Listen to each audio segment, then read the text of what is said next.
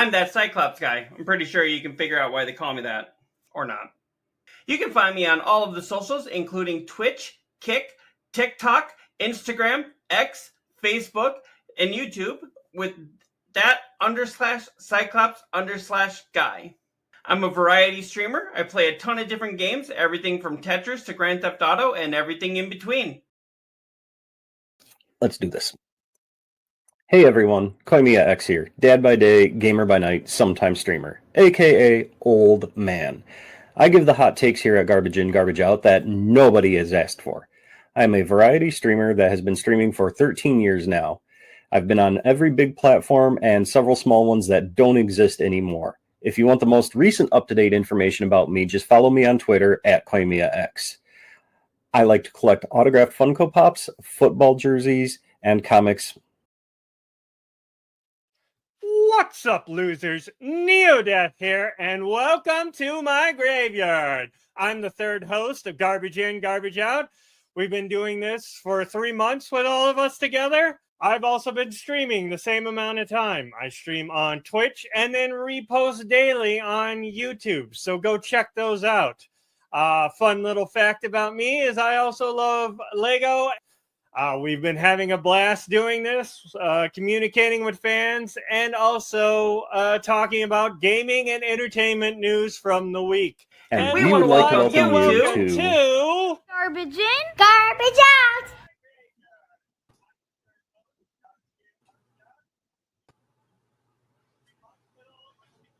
You're alive. All right. How's it going, everybody? Oh, I think Neodeath's guest. Brian, how many times I got to tell you? I said I was going to make it this time. Get out of here. Sorry, Fred. He likes to take over. Fred is crazy like that. I thought that was you, honestly. I look very much alike. The liposuction is doing wonders for you. So we have a special guest today, Mr. Angel Munoz. I'm probably going to butcher that. That's fine. It's actually Munoz, but Munoz, no one gets it right. But he is the CEO of the wonderful platform that we are using, Beam. We appreciate you being here today. Yeah, thank you very much. Well, thank you guys for having me and for inviting me on the show. So I know that was a kind of a long shot in your mind, but look, you made it happen. It was, and now we're here, surprisingly. So don't give up on your dreams, folks. Right? Like I've been telling these guys, it's all about the power of the ask. You know, if you don't ask, the answer is always no. But if you ask, you might get a yes. That's right, and you got a yes. Yeah, I'm actually honored to be here. So thank you so much. Well, we'll jump right into things here. First of all, who wants to ask the first question? You can go ahead. Go ahead. Okay, well, I'm just going to go right off the quick thing here. You had mentioned in an email that the last Saturday where you guys were giving away the PC, you had your most biggest entries. It was like 750. Do you notice like a decline in numbers between like that one versus like say this week where you're just giving away the Stream Deck? There is a little bit of a difference, Koimiya, but not as significant as we thought. It's not so the idea behind that, first of all, we wanted to appropriate a day of the week. So what we did is we found by analyzing the data that we were getting that we were obtaining from the servers, that Saturdays were not particularly as big as we thought they would be since it's a weekend. And in fact, the biggest days normally, if you look at the graph, are Tuesdays, Wednesdays, and Thursdays. And then for some reason on Saturdays, it kind of drops a little bit. It's not, it was interesting. So I had the idea of reviving an old meme, which is the Catterday meme, and appropriating that day. And we partnered with Alexander PCs, as everybody knows now. And they've been, I'm going to plug them because they deserve it. They've been absolutely phenomenal partners. Wow, there it is. And last month, they did what they called the takeover and took over the entire month of July. And now in August, they did the same thing. And by the way, you're giving it away, but the last Saturday of the month, they're giving another PC away. So Awesome. Really? yeah, so Awesome. so now that we've announced it that early, because if you recall, we didn't announce it at all until the week of, Right. because we didn't want people draining. We were trying to avoid the phenomenon that you just asked of it draining the other Saturdays, the other Saturdays. Mhm. And but it's fine. I think that people who are on are going to be on regardless if they get something or not. So. Okay. And then a follow-up question is what are you guys, do you have a plan? I don't like using the term like for the loyal users of Beam, but like, do you have something set up where to combat like versus person A who comes in only on that one Saturday, streams for the 2 hours and gets an entry, and then they're never seen again, and and then they end up winning it, do you think that would be like fair or not? No, obviously that's not fair. And so one of the things that most people are not aware of is that we have a lot of experience at doing giveaways and promotions. In fact, we started with the parent company of Beam, Mass Luminosity. We started about 13 years ago, and so we have created the entire system ourselves. And when the winner is picked, there is weight given because everything is about weight. How much does it weigh? So it's still possible that a person who comes for the first time can win, but it's not likely. Okay. Okay. So that it's just it's basically how you weigh it so that the odds are slightly in favor of people who are more consistent. So if you look at the winners, they're all major streamers on Beam. We haven't had the rando that just disappears. Okay. So, Okay. yeah, that's a fair question. Now, with I just wanted to ask, with these things that you do giveaways for, do you partner up with the company? Like with Steam or any of those others, do you partner up with the actual company that makes it, or do you just kind of buy it and say, here, we're going to do a giveaway with this? No, actually, you got it right. The right idea here is you touched on something that it's a philosophical principle of ours without even realizing it. You stepped right on the mine. Sorry. So, but the philosophical principle is that the philosophical principle is that we want brands and companies to realize the importance of this audience. And it's better to have them engaged in offering the products themselves than us doing it ourselves. I mean, what's the point of that? That's self-serving.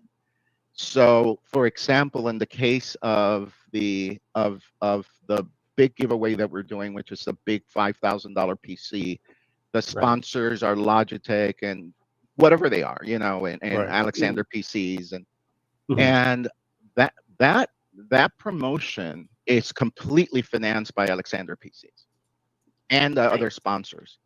Okay. The same with the Saturday events. They're in this case Alexander PCs, but Alexander PCs, they just get it. They get that this is the right audience. They were already doing streams on other platforms, and they discovered Beam. And Brad, who's in charge of branding there, Brad Steven, he really thought that Beam is the next big thing in live streaming. And that's why they've made such an incredible investment. In fact, I would tell you that Alexander PCs is actually an investor in Beam. Oh, so not only have they provided all these prices, but on top of it, they made an investment into Beam also. That's very awesome. I have a question from chat. Frank IRL, he's I know him, I follow him, you all should follow him as well. He asks, in the future, will there be a way to combat the view bots if they ever come over to Beam? Well, we don't have them, but yes. That's good. Yes, that's a Frank. That's a, as you can tell by all the problems that all the platforms have. That's a very difficult problem to address. And I've had conversations with Theodore Atroshenko, who is, the co-founder of Beam, and also he's the senior vice president of technology.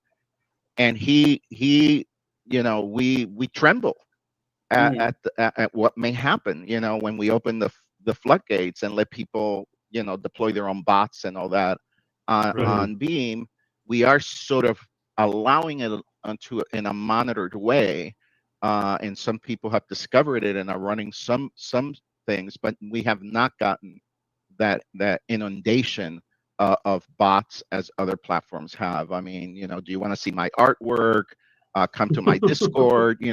That just, for me, it's just absolute silliness, and it really hurts the entire principle by which we drive Beam and live streaming, which is about making real connections with people. That's what we launched Beam.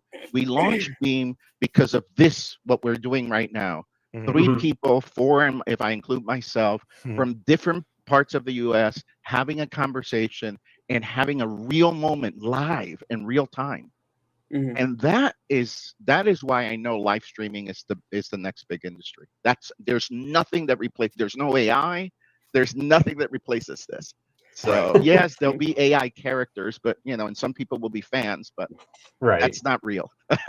And then Frank has a follow-up. Okay, go ahead. I have a question from Looker. Okay, Frank has a follow-up. He's just wondering if you're going to be bringing content creators in for like the front of the platform. I'm not sure what you mean by like how for example, like YouTube now has Dr. Disrespect, or Rumble has Dr. Disrespect, or a big name. No, they like always try to court the. That's a great question. Now I understand. Thank you for explaining it. No, we're not interested in that. We're not interested in that kind of growth. If somebody wants to, Beam is both a platform and a service. We're unique. Beam is not just another streaming platform. Right. It's truly a next generation live streaming ecosystem. And there's 3 things that we want to do. We want to empower creators to reach audiences everywhere at once. 2, tear down platform silos, which means that you're isolated somewhere on a private island. Right. And then we want to unify engagement across all the different streaming platforms. And that's why we support, all these platforms like YouTube, Twitch, TikTok, Twitter, 75 of them, you said? 76 last 75 time. platforms. So it sounds like instead of focusing on one streamer, like Dr. Disrespect or Ninja or any of that, Asmongold, instead of focusing on one, you're more focused on the community aspect of it. Of course, because communities are the ones that drive growth. Real growth. You get an influx of people that are followers of those superstars. I'm not against them being on Beam. We're just not going to incentivize it. So pay $10 million if they stream for us for 3 years. So we've been approached, and somebody, Theodore and I were just talking about somebody that approached us and said, "Hey, if you pay me, I'll go to Beam." And go, we don't pay people to come to Beam. People pay us to be on Beam. Right. It's the other way around. You got it wrong. So, and he goes, "Well, I'm multi-streaming." I go, "Well, what platform are you using to multi-stream?" "Well, I'm using Restream.io." "So you're paying them?" "Yep, I am." "Okay, same thing." Right. It's just that we're $3.95 and you're paying a lot more to stream to your 15 platforms or whatever it is that he has, which could be up to $200 a month, by the way. Just to put things in comparison, their low rate is $20. Their high rate is almost $200. Same with Streamlabs. So anyway, so they're welcome to use Beam. A lot of them are now embracing multi-streaming. I hear it all the time. Great, use Beam, but we're not going to. If you're looking for a handout, that's not us. We're about the community. Awesome. The entire group of people. Everybody's important to us. We don't categorize people. You can see we're trying to democratize the community. Look at it on our main page. We don't have any features there. Everyone gets a chance to be on our main page of Beam. So it's right there. Tells you our philosophy is completely different. We're not going, okay, here's the people with the top viewers. this is the ones you want to watch. No, we're not doing that. Right. We have other ways that we are going to be deploying of promoting our our content creators, but we're not going to do it based on potential financial return or anything like that. So Okay. yeah, Okay. great question, but That's I the like answer that. is You're, the answer is no. I really like that. Like putting more of a focus on the people instead of the individual. Right. I like that. I mean, the era. So there is this thing, there's they call it the cult of personality. I'm sure you've heard about it. Mhm. So There's a song it of is- that. yeah, it's a thing, right? And people like that, and it makes for easy dialogue. But we want to raise the entire community.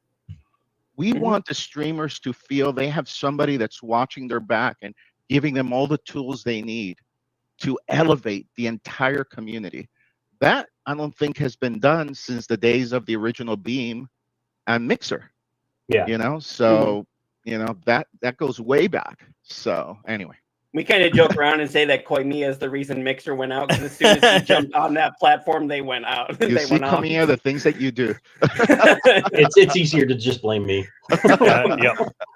So, I do have a couple questions from Okay. the Looker from our Twitch. As a fellow streamer, what would be the driving force to why someone would jump over to Beam versus other platforms? I think you kind of touched on this a little bit. Yeah, Neo, that's a great question, because you're not giving up anything. You're adding more platforms, because Beam, as you guys know, but he probably doesn't know, or she, is that actually, I think we converted him. I think he finally got a I Beam. think he's one that we converted. Yeah, we've converted a lot of people. On Beam, you can be everywhere. So, Mhm. for example, there's a community member that is creating a superhero for Beam, and we're going to have posters and all kinds of things. And Ooh. it's a female superhero, and I think she nailed it, by the way. And what's her superpower? She can be everywhere at one time. Ah, That's okay. awesome. I like that. Right? That's good. So that is what we offer you. You can be everywhere at one time. If you want to be just somewhere, then stay where you're at. But if you want to be everywhere, then you come to Beam. That's the reason to come to Beam. Okay. Because Okay. what he'll do is he'll multi-stream, which we made easy, by the way. Of course, you guys, I hope, agree that it's super easy to multi-stream Yeah. on Beam. Yes, it is. Yeah. And he's on Twitch. He can just multi-stream to Twitch. It's doing the same exact thing he always do, but now he has an opportunity to expand his brand and to make sure that he's viewed everywhere at one time. Mhm. So he does I have gotta say, also. I really. Go ahead.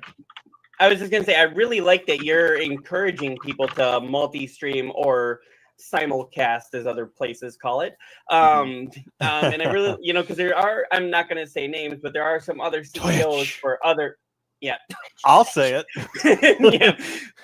Yeah, that are telling people don't multi, and actually saying you could lose your profile if you end up doing it too much or get caught too much. I really like that you're more, let's bring everybody together, and let's, go ahead and do it on this one and do it on ours too, and bring everybody together. I really like that sense of community. Yeah. I'm sorry for people who in the industry who are talking that way, because they're talking out of fear and not confidence in the future. Right. So, and they think they're really losing something, but we're not competing with Twitch or Kick or any of the platforms. We just want to be part. We want to be the hub. We want to be the launching platform that puts people on all the different platforms, because you never know where you're going to be successful. Correct. Let's say you have 50, 100 viewers in one platform. You may find that if you go to TikTok, for example, which we support, as you know, it could be a lot better experience for you. Mhm. And you could have a lot more interactivity and all that. And also, should we even talk about that it also expands the possibilities of you generating more revenue and income because you're Right. now in more platforms? I mean, do we have to even go there? Isn't it Isn't it obvious? Who doesn't like money? I mean, Yes, I mean, that we kind all do this. We all do this in the hopes that one day we can, right. it's a hobby, but it can become a career. So That's kind of what we're hoping for. yeah, That well, is you're the making all the dream, right right? steps. And that kind You're of taking all the right steps. right.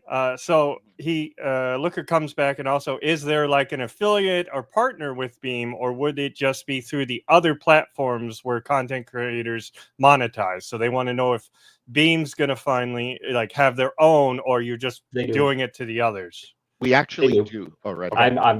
Oh, that's right. I've They actually- did I've start got some that. I payouts. forgot. Yeah, you got your we first did. paycheck, We didn't did. you? Yeah. We have monetization. We started with subs, with subscriptions, and it's been, frankly, very successful. There's a lot of people that are gifting or subscribing to their favorite right on Beam, Yep. for their favorite content creators.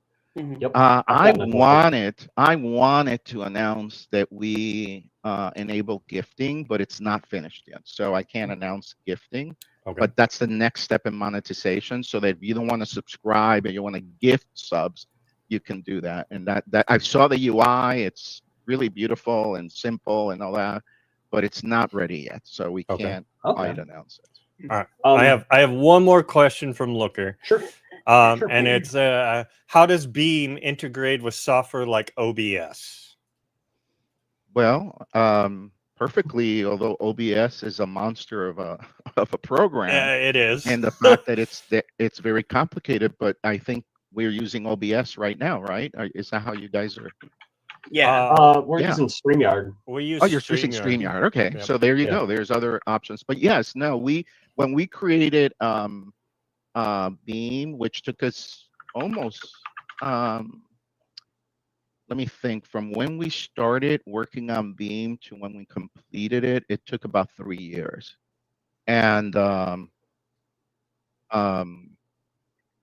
anyway, I mean, I use OBS when I do my separate streaming when we're not doing this show, and I just have you guys go directly, because my upload speeds are horrible here at home, so I can't do the multi-streaming through OBS.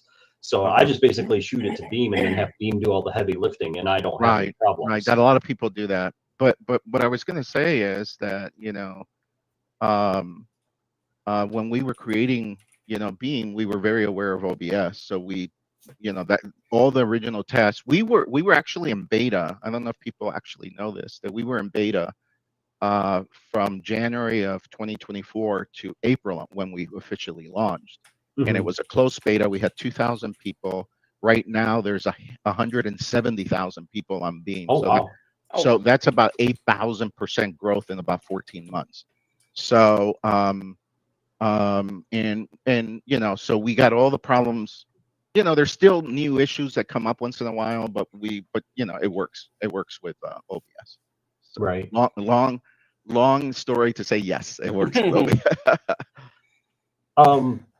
Frank does have another question. Go ahead. Frank's very active in chat. He wants to know if there's ever going to be a time when Beam will be at like DreamHack or Loot Fest. Yes, the answer to that is yes, but we have our own ideas. Oh, okay. So we have our own ideas. So that's what I'm going to say right now without making too many promises. But I'll give you a hint. This year we had what we call the Beam Gathering, and we invited our partners. Yeah, and we invited our partners and some of our investors and some of our members of our team and all that, and we all got together and spent an entire day together. So if you look at my background, you would see that I have quite a bit of experience in creating live events. So just a few. Never for those who don't know, Angel is considered, what is it, the father of esports?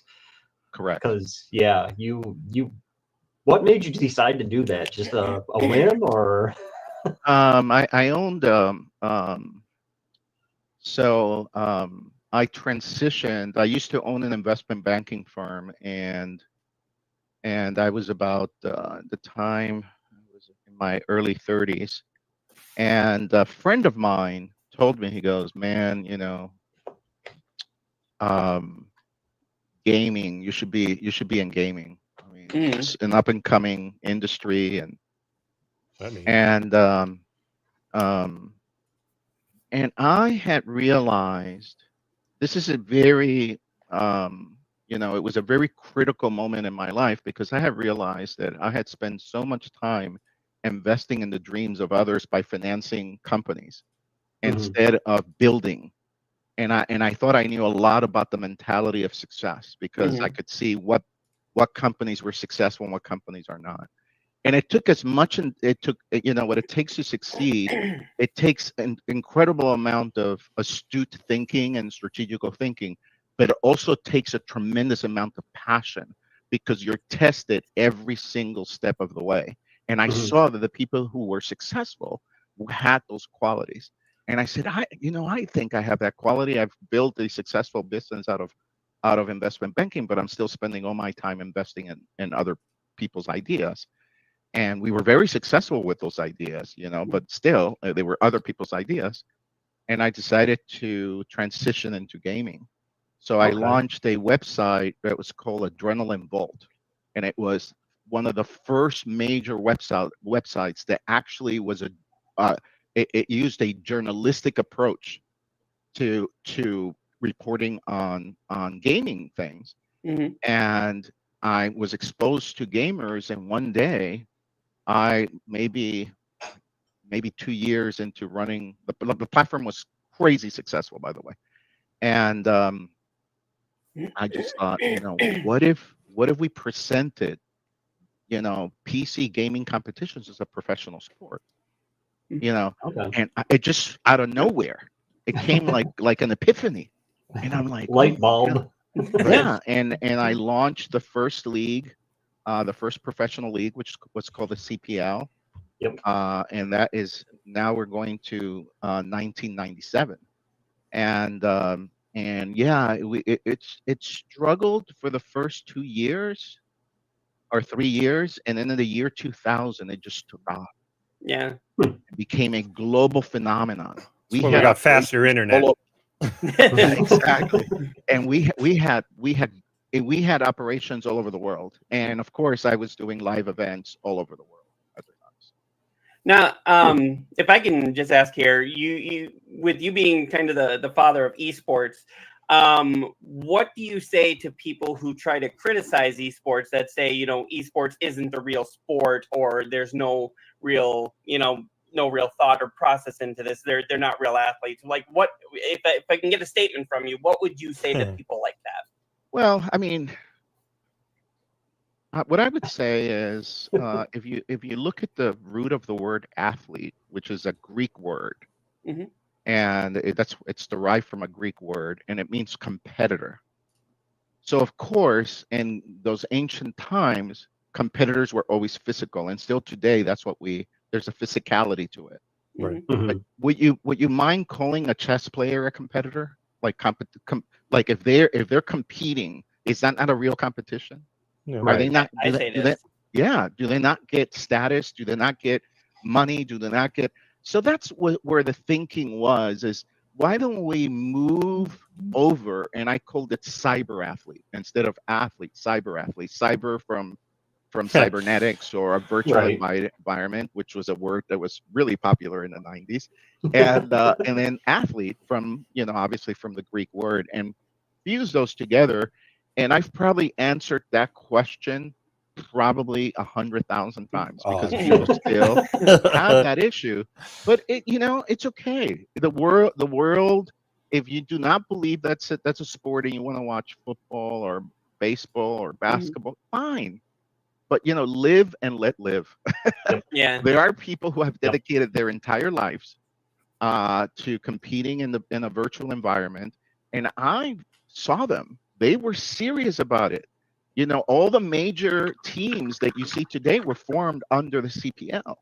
Right. And I'm telling you, they were serious from the very beginning. I did not see that much differences. They would train, they had coaches, the whole entire thing became real overnight. And so yeah, so I mean, sure, if you don't want to agree that they're athletes, fine. But when don't be too upset when the Olympics includes esports. That was Here's gonna be my hoping, next- right? That was Yeah. going to be my next question. We heard that esports may join the Olympics, and is that accurate? But I heard the same rumor. I can't say if it's accurate or not. I don't have the connections in esports that I used to because I sold it quite a while ago. okay. But yeah, but no, I mean, I never had that conflict in my mind. It seemed real to me. I can actually tell you that in the late 90s, we were doing a competition, and we were the first organization to also do female competitions of esports. So I thought it was important to have females compete in their own category at the time. And one of them, she sat on the the piece, the tournament area, and there was obviously a table and all that, and she went to cross her legs, and she scratched herself with a little piece of metal that was under the table, and it was a minor scratch, and she was fine. But I was like, oh my God, we just had our first physical accident. And Break out the insurance forms. Right. So and that's what they're waiting. People want people to get hurt and all that. It's a little morbid in my opinion, but okay. So yeah, no one's gonna get really hurt. It's all virtual. Right. I do have a question. To move away, kind of. I apologize. Earlier you'd mentioned old Mixer and Beam on that aspect. Have you gotten any blowback for reusing the title Beam? I've had a couple of people that have taken issue with that. Not really that many. Maybe two. And since we so for your audience that doesn't have the history, I'll explain your question in a second. The original Beam was launched in January of 2016. Okay.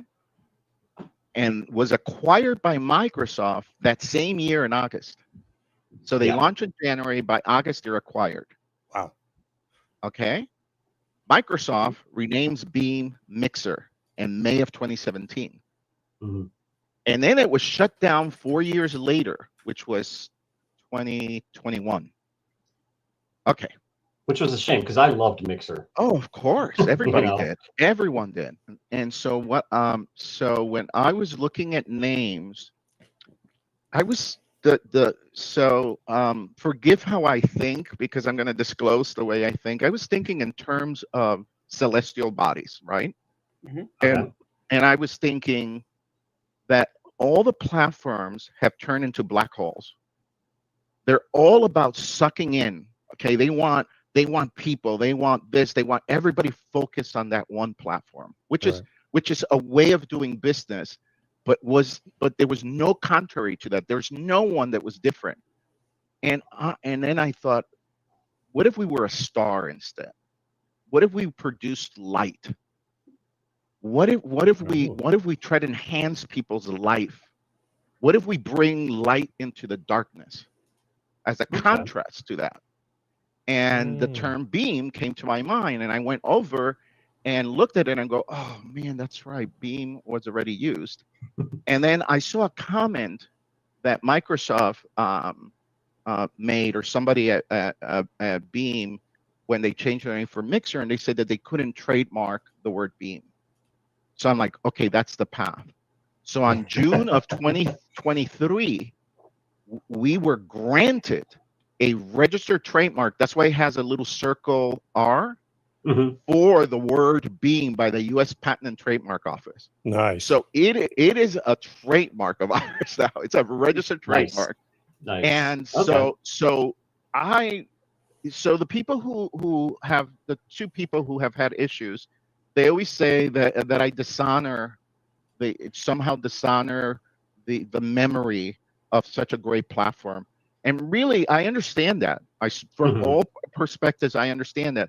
But I really think that we actually embrace that mentality, that we also are motivated by community and by everyone succeeding and all that. So I think that we, in a modern way, we are sort of resetting the clock and telling people, you don't have to be just on Beam. In fact, when I see people streaming just on Beam, Komiya, I go out there and ask them, why are you not multi-streaming? You should be multi-streaming. Like, what CEO ever does that? Yeah. Oh, none. Right. So, You never see so the CEO anyway, quote going like, "Why aren't you drinking Pepsi?" Right. yeah. Yeah.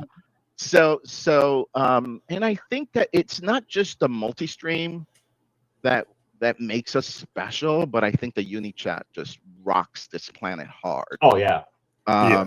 For those that don't know, UniChat is that we concentrate. We do YouTube. Hold on, give me a second. Twitch, TikTok, X, Rumble, Trovo, DLive, Party, Kick, Nemo TV, and Odyssey, all in one chat. Yeah. So I was watching a guy this morning that was streaming to 10 platforms, or 9, I think they were, and they were all UniChat. So his chat was just flowing. And I think that's the big innovation. And I think that some of the ideas that we're coming out with and are going to be introducing will take that to the next level. And people are going to go, they're going to get it. Trust me, they're going to get it. They're going to go, oh, wow, I didn't realize that was the math. I mean, we're operating on a master plan here. Right. This is not, we're not throwing darts at, at the wall. See what sticks. One of the features that Mixer had that I absolutely loved was the sub-second latency. Yes. It doesn't seem like, it seems like no other platform, not only they call it, that and embraced it. Yeah, well, I'll tell you why. There's so they call that faster than light speeds, FTL. They refer to that as FTL. Yep. And FTL, we tried it. We did a release of low latency, like super low latency on Beam, and our servers came crashing down. And we're very robust. Bear in mind that we have servers all over the world, and that we also have our own data center. No, it's not ours, but we have also servers in our data center. And so there's a mixture of core servers with relay servers all over the world. And it was like a domino effect. a massive power. So it is, the reason that it's not done is because you have to go outside of the protocols that are used for streaming, and you have to use a different protocol, which is the protocol we use for this platform. Okay.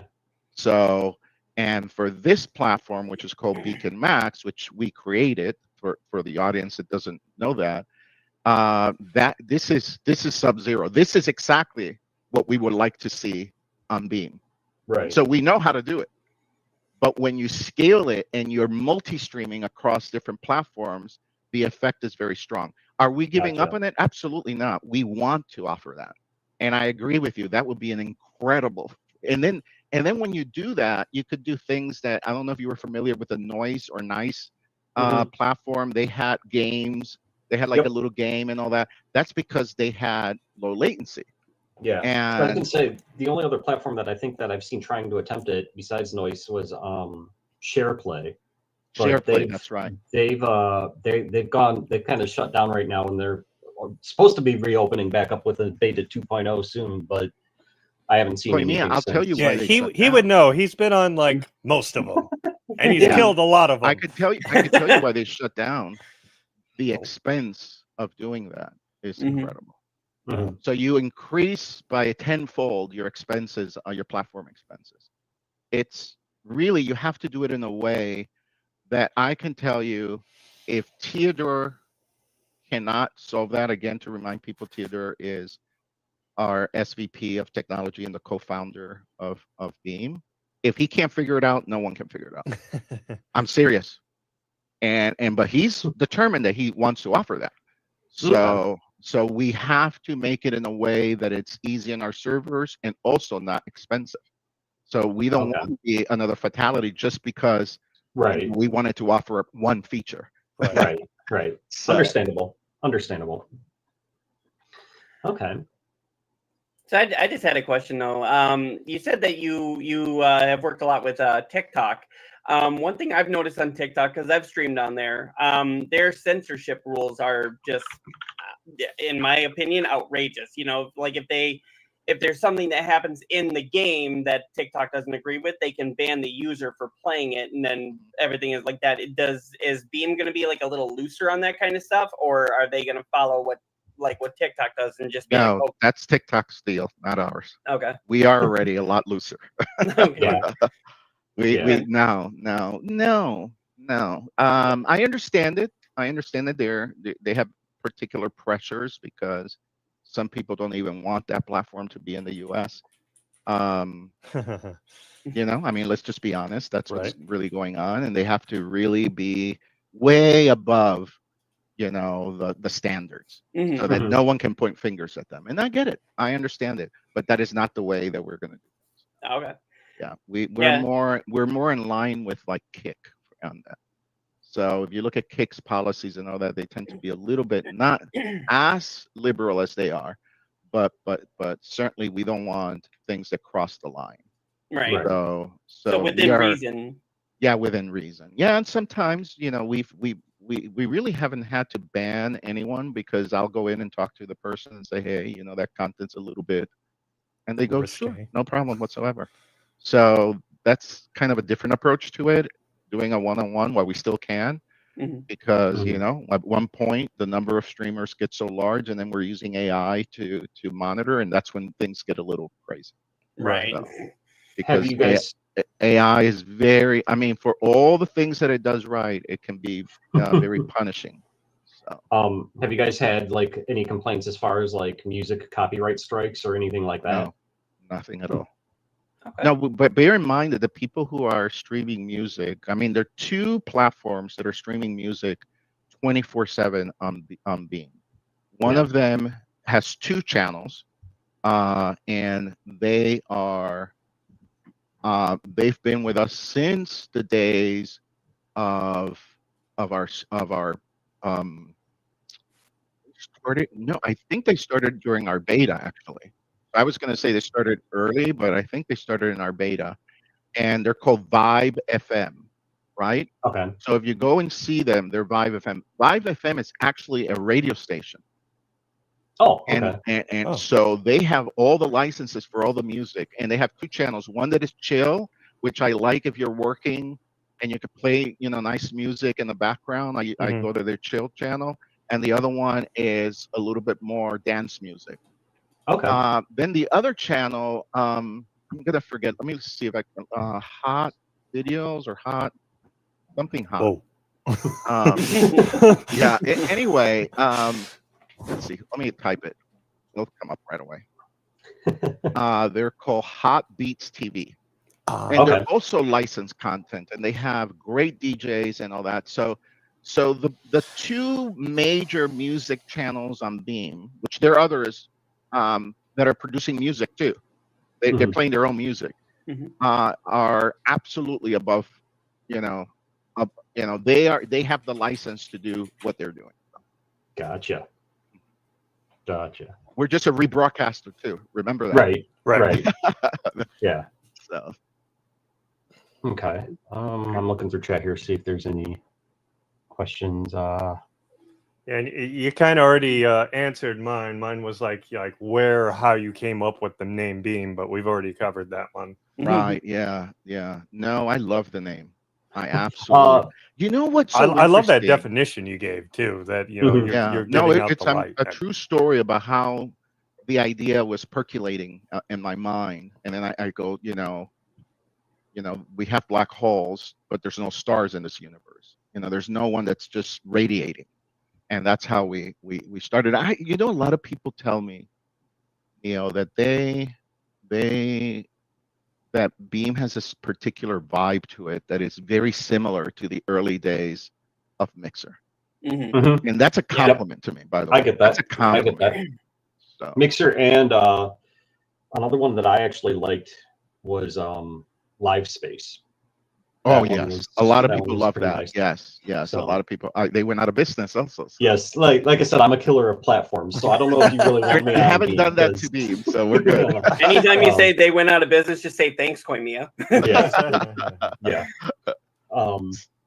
But yeah, no, I really love this platform ever since I've joined it, and I will freely admit, when I first came across you guys, it was right around when LiveSpace was like, hey, our days are numbered, da da da da Yeah, I da. remember that. And It was summer. Yeah. yeah, and quite honestly, when I first came to you guys, I was like, I have to sub just to stream. What the, like, what is Yeah. that? And then I'm like, but now I'm looking into it more, and it's really easy. Just pick a sponsor and you go.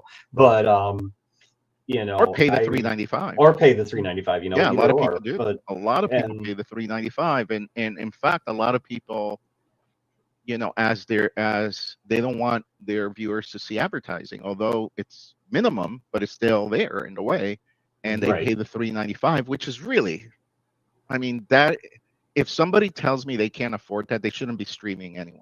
Right. That's like a Because cup of coffee. there's no internet connectivity that's $3.95 a month. right, So what Right. are you talking about? That's right. but let me tell you, and I actually when we launched Beam, Theodore and I had lots of discussions about charging, because obviously we're offering multi-streaming, which is a paid service everywhere, Right. right? Right. Mostly everywhere, because you can have those plugins for OBS and do it on your PC, which by the way still costs money, because you are not only increasing the stress on your system, but you're also taxing your own internet connectivity. Yep. Somebody like you, Kami, I couldn't do that, because Yep. your internet connectivity kind of sucks. So Oh, yeah. so I anyway, figured it. so I actually, when we launched, we had such a backlash of people that were mad at us, Koimiya, because we were charging, that I actually thought we made a huge mistake. This is a critical mistake that is completely gone. Good. No one ever says that anymore. Yeah, Everybody goes, I'll admit, I was one of those at first. Yeah. I'm like, what the hell is this? you know Like, what we hear, Koimiya? You know what we hear now? $3.95. How can it be so low? Right. Right. Yep. Yeah. That's Yeah. what we hear now. But it took a while. If you look at our growth, it was flat for quite a few months. And you look at the launch on April of 2024, which we did it purposely for 24-24. So April 24-24. So because it's hard to forget. Right. Right. And you look at it, and then all of a sudden, people who were on Beam took it upon themselves to tell others, you're crazy. This is the best thing ever. There's only $3.95 and you could get a sponsor. We never, if you look through all the posts that we've ever posted on X, for example, you'll never see us promoting the $3.95. Right. We never have done that. Right. We've never justified it. The community did that for us. And now, like I was saying, we think we'll hit 200,000 people this month on Beam. So we'll see. Word of mouth is getting out there. I mean, I mean, we've converted a couple people Yeah, watching our shows. We've done it a few times. We've gotten people. Listen, I've been I have a habit of making it part of my day to stop through the streams, right? And interact with the community, and especially, if I see somebody new, I try to say, hey, what do you think? It's humbling. It's humbling, guys. I love Beam. This is the best thing ever. I mean, it's always that way. Yeah. I'm like, so I recently, the operations manager for Beam, who is a woman by the name of Jay Whitney, and myself, we were watching streams on Beam, and I just happened to a person that I've never seen before, and she sold me on the platform. She's like, I can multi-stream. You guys made it all easy. I can just click, have a toggle. I can do I have all my uni viewers. I can see everybody that's on in one shot. I can click on it. I see all the divisions by platform. I have all my in one place. And then you guys are cool. What CEO? She goes, and what CEO stops by a channel of somebody that's starting up the platform that Right. has Yeah. viewers up Right. to say, hey, how do you like Beam?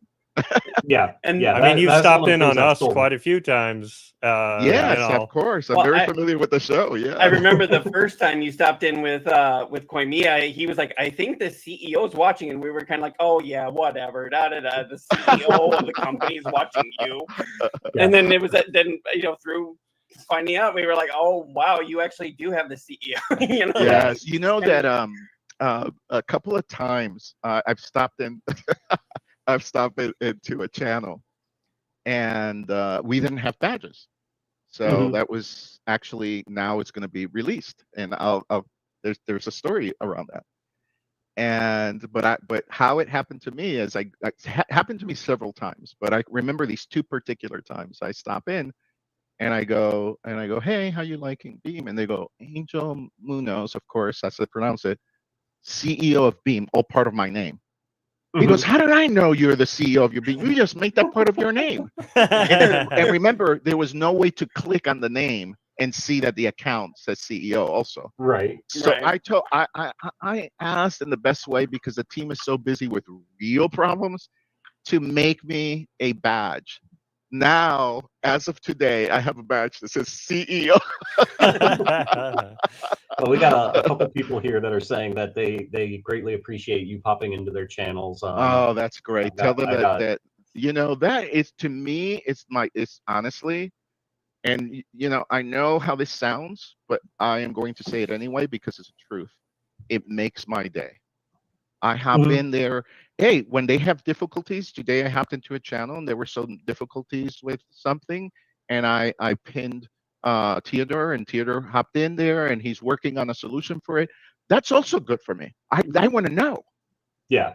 I mean, Well, I'm not like, oh wait, whatever, take it or leave it. No, that's Right. that's not our attitude. So Right. it makes my day, and people are so warm, and kind of incredulous at first, because they go, I mean, are you really the CEO? That I don't know that I'll get that as much because of the badge, but out of Right. all the badges, all I wanted was a Beam logo, and he did a little. This is Theodore. He put a little badge with the letter CEO on it. So good. Okay, I'll take But it. yeah. I mean, it gets the point across. Right. Yeah. So anyway, but I started to tell you guys that one of the biggest things that I see with Beam is that and I think that Neo is hitting on it. I like calling you Neo because of Matrix. I'm a huge Matrix A fan. lot of so, people get that. Yeah.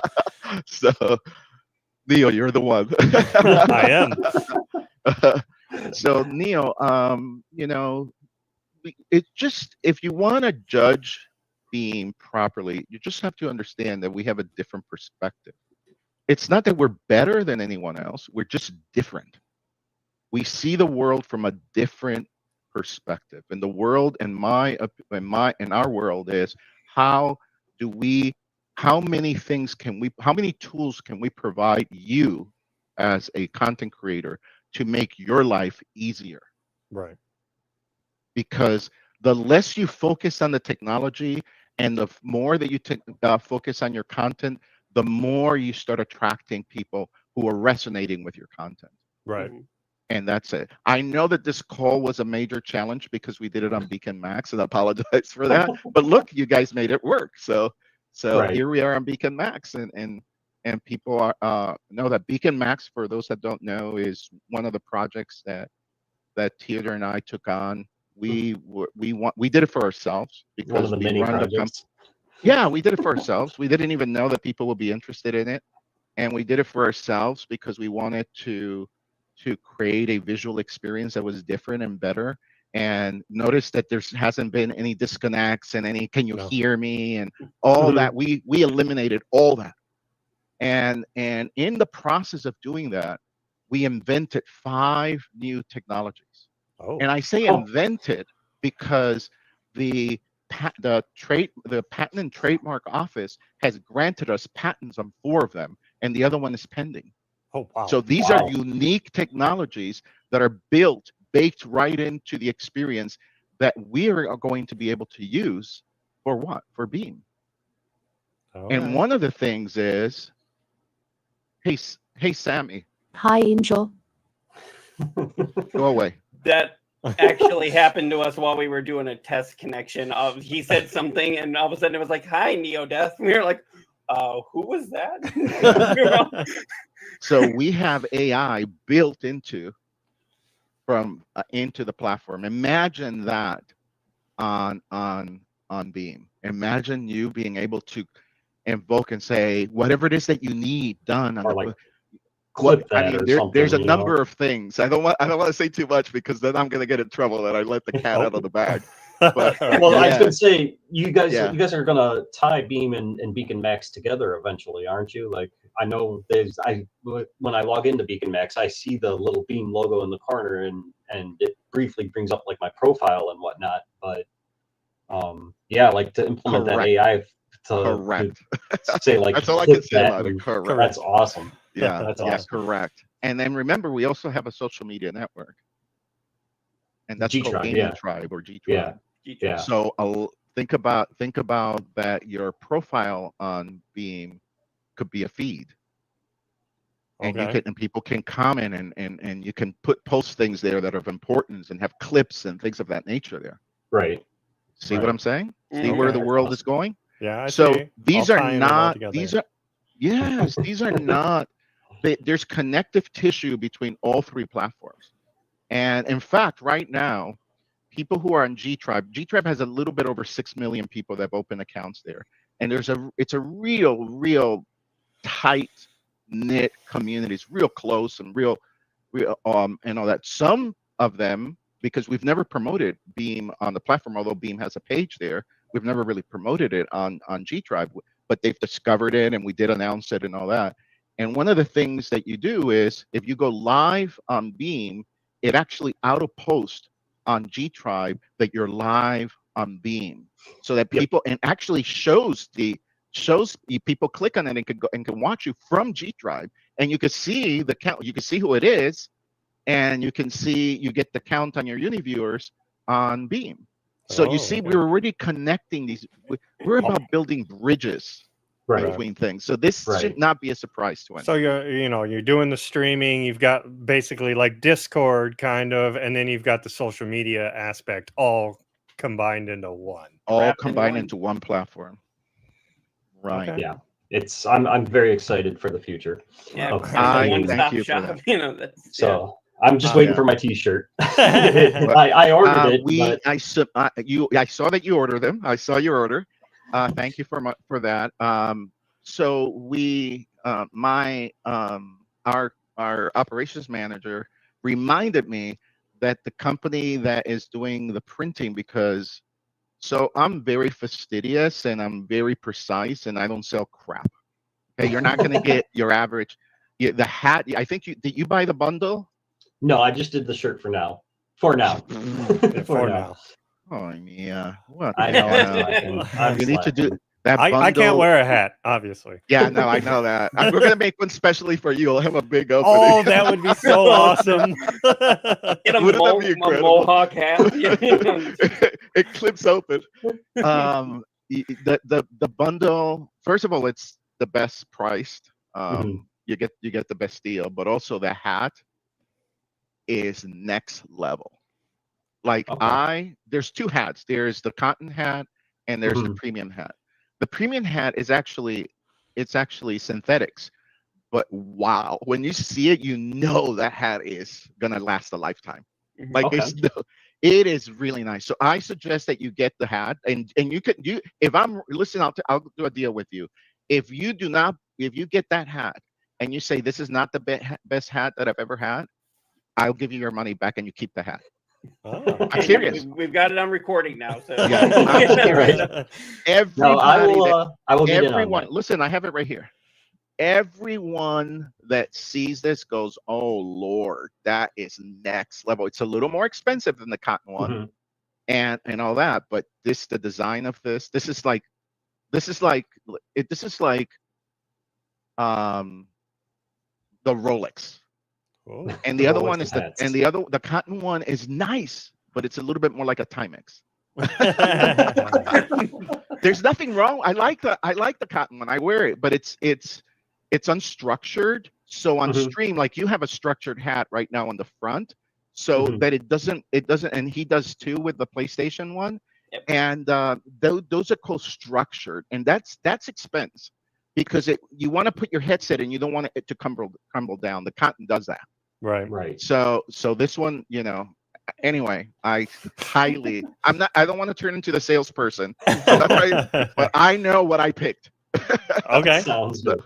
I Sounds wore good. so many different t-shirts, and when you get that t-shirt, you're gonna go, oh, this is super comfortable. It's unbelievable. All right, well, It's maybe I'll have to unbelievable. pick up this bundle then. No, I promise you, you're not gonna be disappointed. Like if Awesome. anybody's disappointed, you're gonna get an email from me after going. So you're disappointed, we'll return your money. It's not like I'm that sure.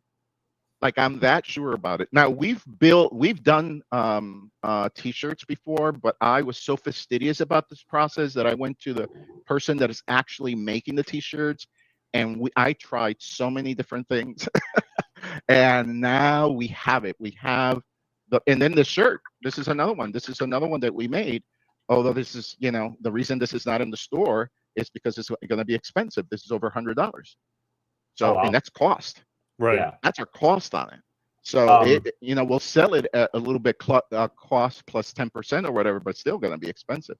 But this is a really nice shirt too. So anyway, go ahead. Darth TDO wants to know about fitted beam caps. So if he means fitted, that they're made to the hit size, is that what he means?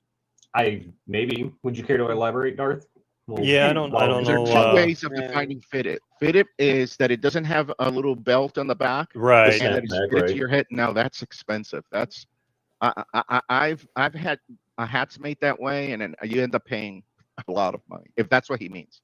Yeah, probably. I like those too. That's you. but Yeah, I that'd think probably that's be a lot. Mhm. Me too. But you got to get the right size. Not everybody has the same head. Right. So, Right. so yeah. So you have to sell it in sizes. People have to know how to. You have to measure their head. It's a process. It's a sales process. But yeah, we can make them. So maybe we put the option and say if you want fitted, but here's the process to get a fitted hat. So while we're talking merch, is Beam going to maybe implement or group up with Fourth Wall so that like the streamer can sell their own merch? I don't know if you're familiar with Fourth Wall. I'm very familiar with them. Okay. No, we're going to do it ourselves. Okay.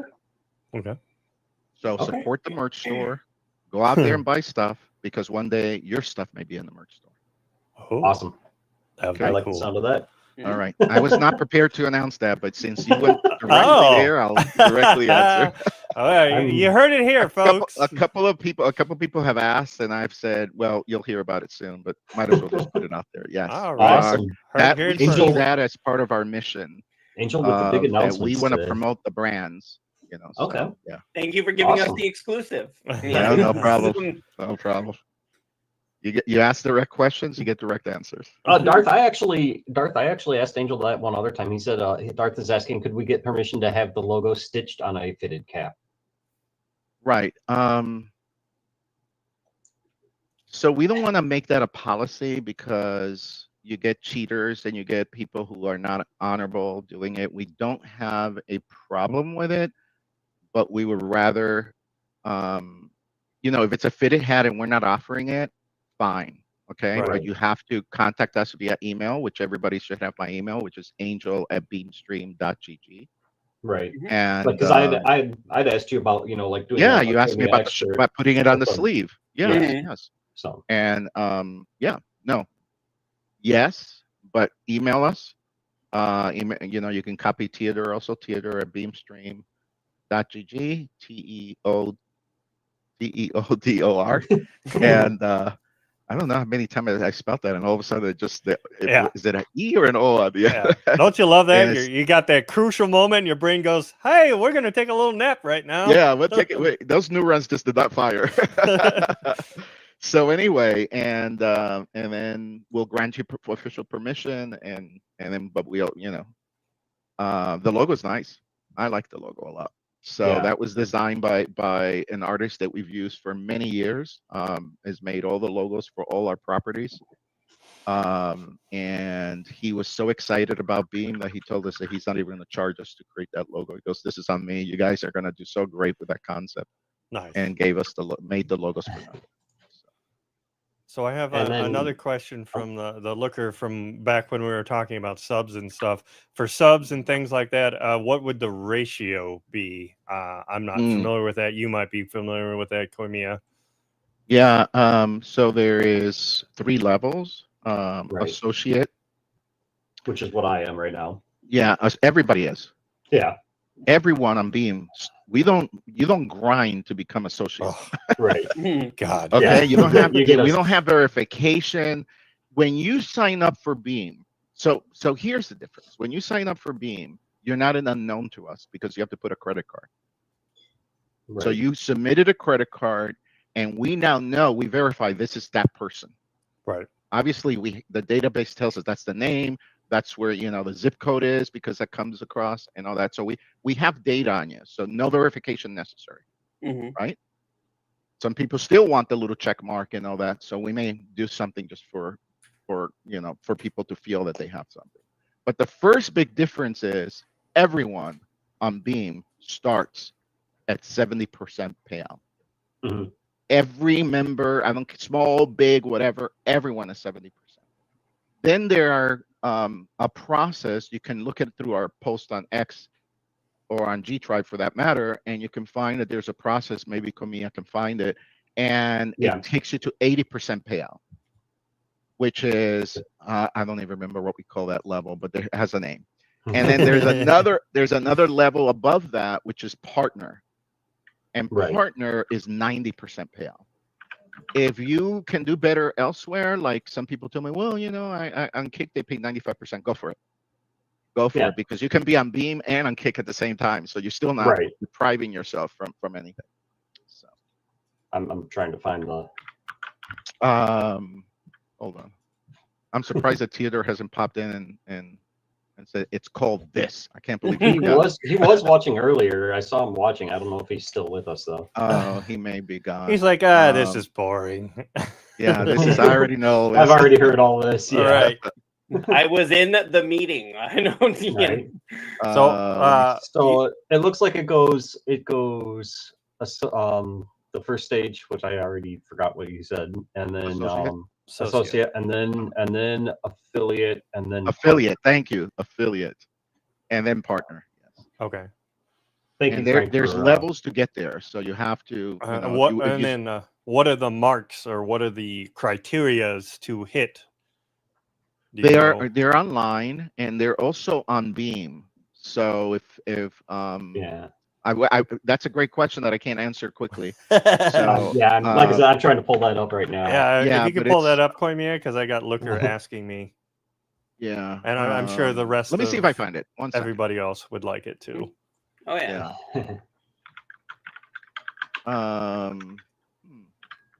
I'm gonna have to pass on that one for now, but we can republish it so that people can see it. But we announced it quite a bit ago.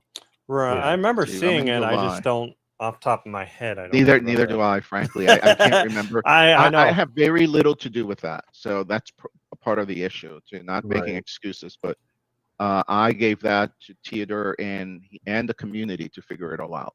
So he's the one that introduced the program. I just approved it. Angelic Angel, which she's a big streamer on Beam, says that it's 40 hours streamed for affiliate and then 100 hours to partner. Oh, there you go.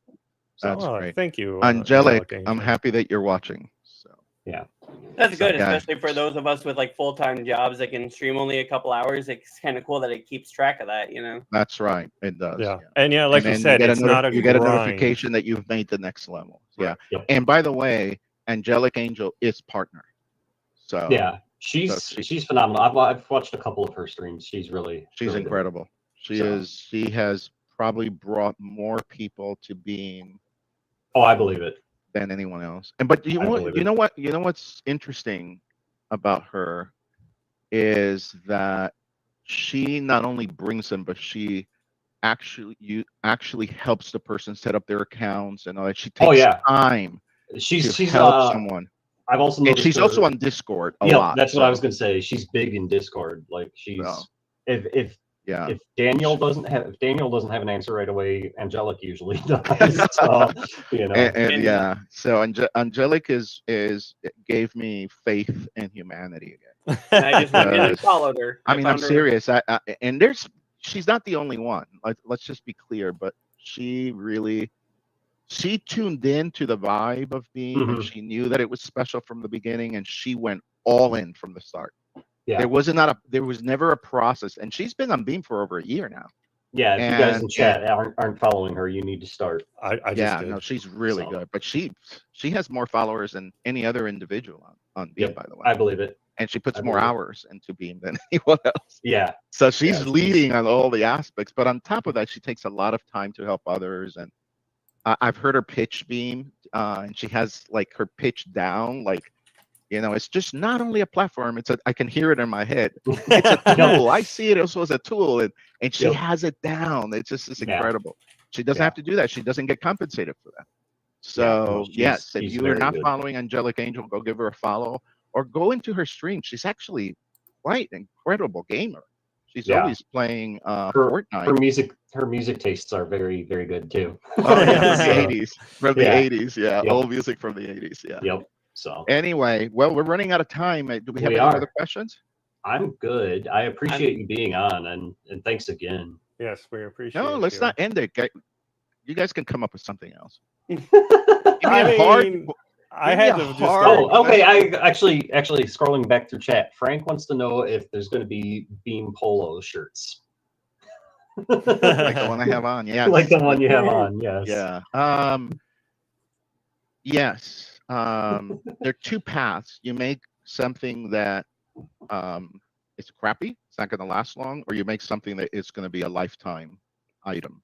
Right. I believe in the brand of Beam so much that I want to make things that are going to last a lifetime. So it'll be a little pricey, but it's not pricey because we want it to be pricey. It's pricey because that's what it's quality.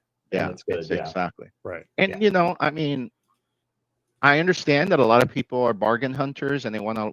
Maybe we do an aftermarket if somebody's unhappy, they can sell their Beam merch, and then you can get a discount.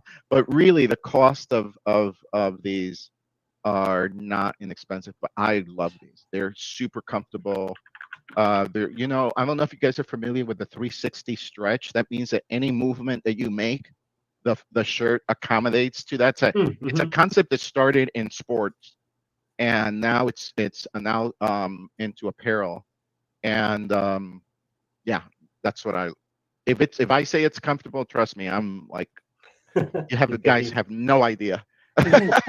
No idea how specific I am about apparel. So sounds good. Now, just one other question. I know Twitch does TwitchCon. I know they got big enough that they could actually rent out a big space in Los Angeles or Anaheim and do all that kind of stuff. Is there any chance that Beam could ever do something similar to try to to try to get more people or to try the way to look at that is like this is I mentioned before that we did the Beam gathering, and that's a hint. Mm-hmm. But we want to do things small to begin with. So in the beginning, when we do our first event, which it may be next year, it depends on a few factors, but I would love to be able to do it next year, and it'd be invite only. Mm-hmm. So people will be first invited to it.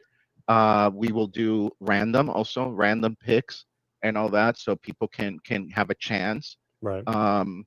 And it has to be people who are committed to being there. And maybe we start with 100 people, right? And we go there and we all meet in person.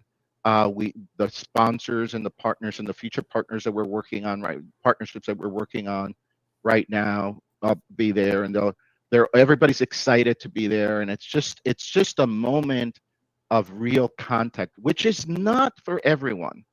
I understand that some people don't like that. I mean, I have to go out of my house and meet people? Exactly. For me, it will be incredible. And of course, it'll be all live and streamed live to Beam and all that.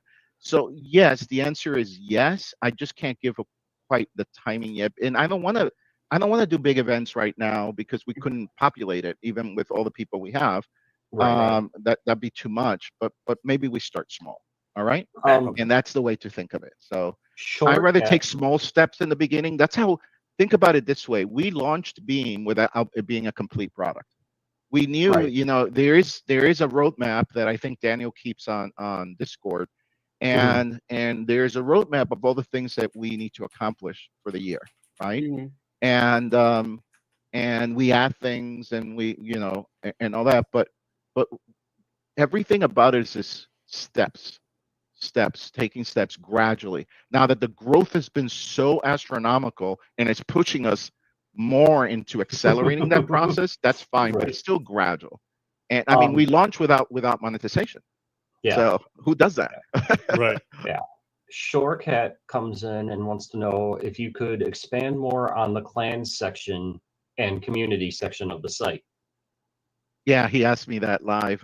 Yes, that is definitely Shortcut. That is definitely coming.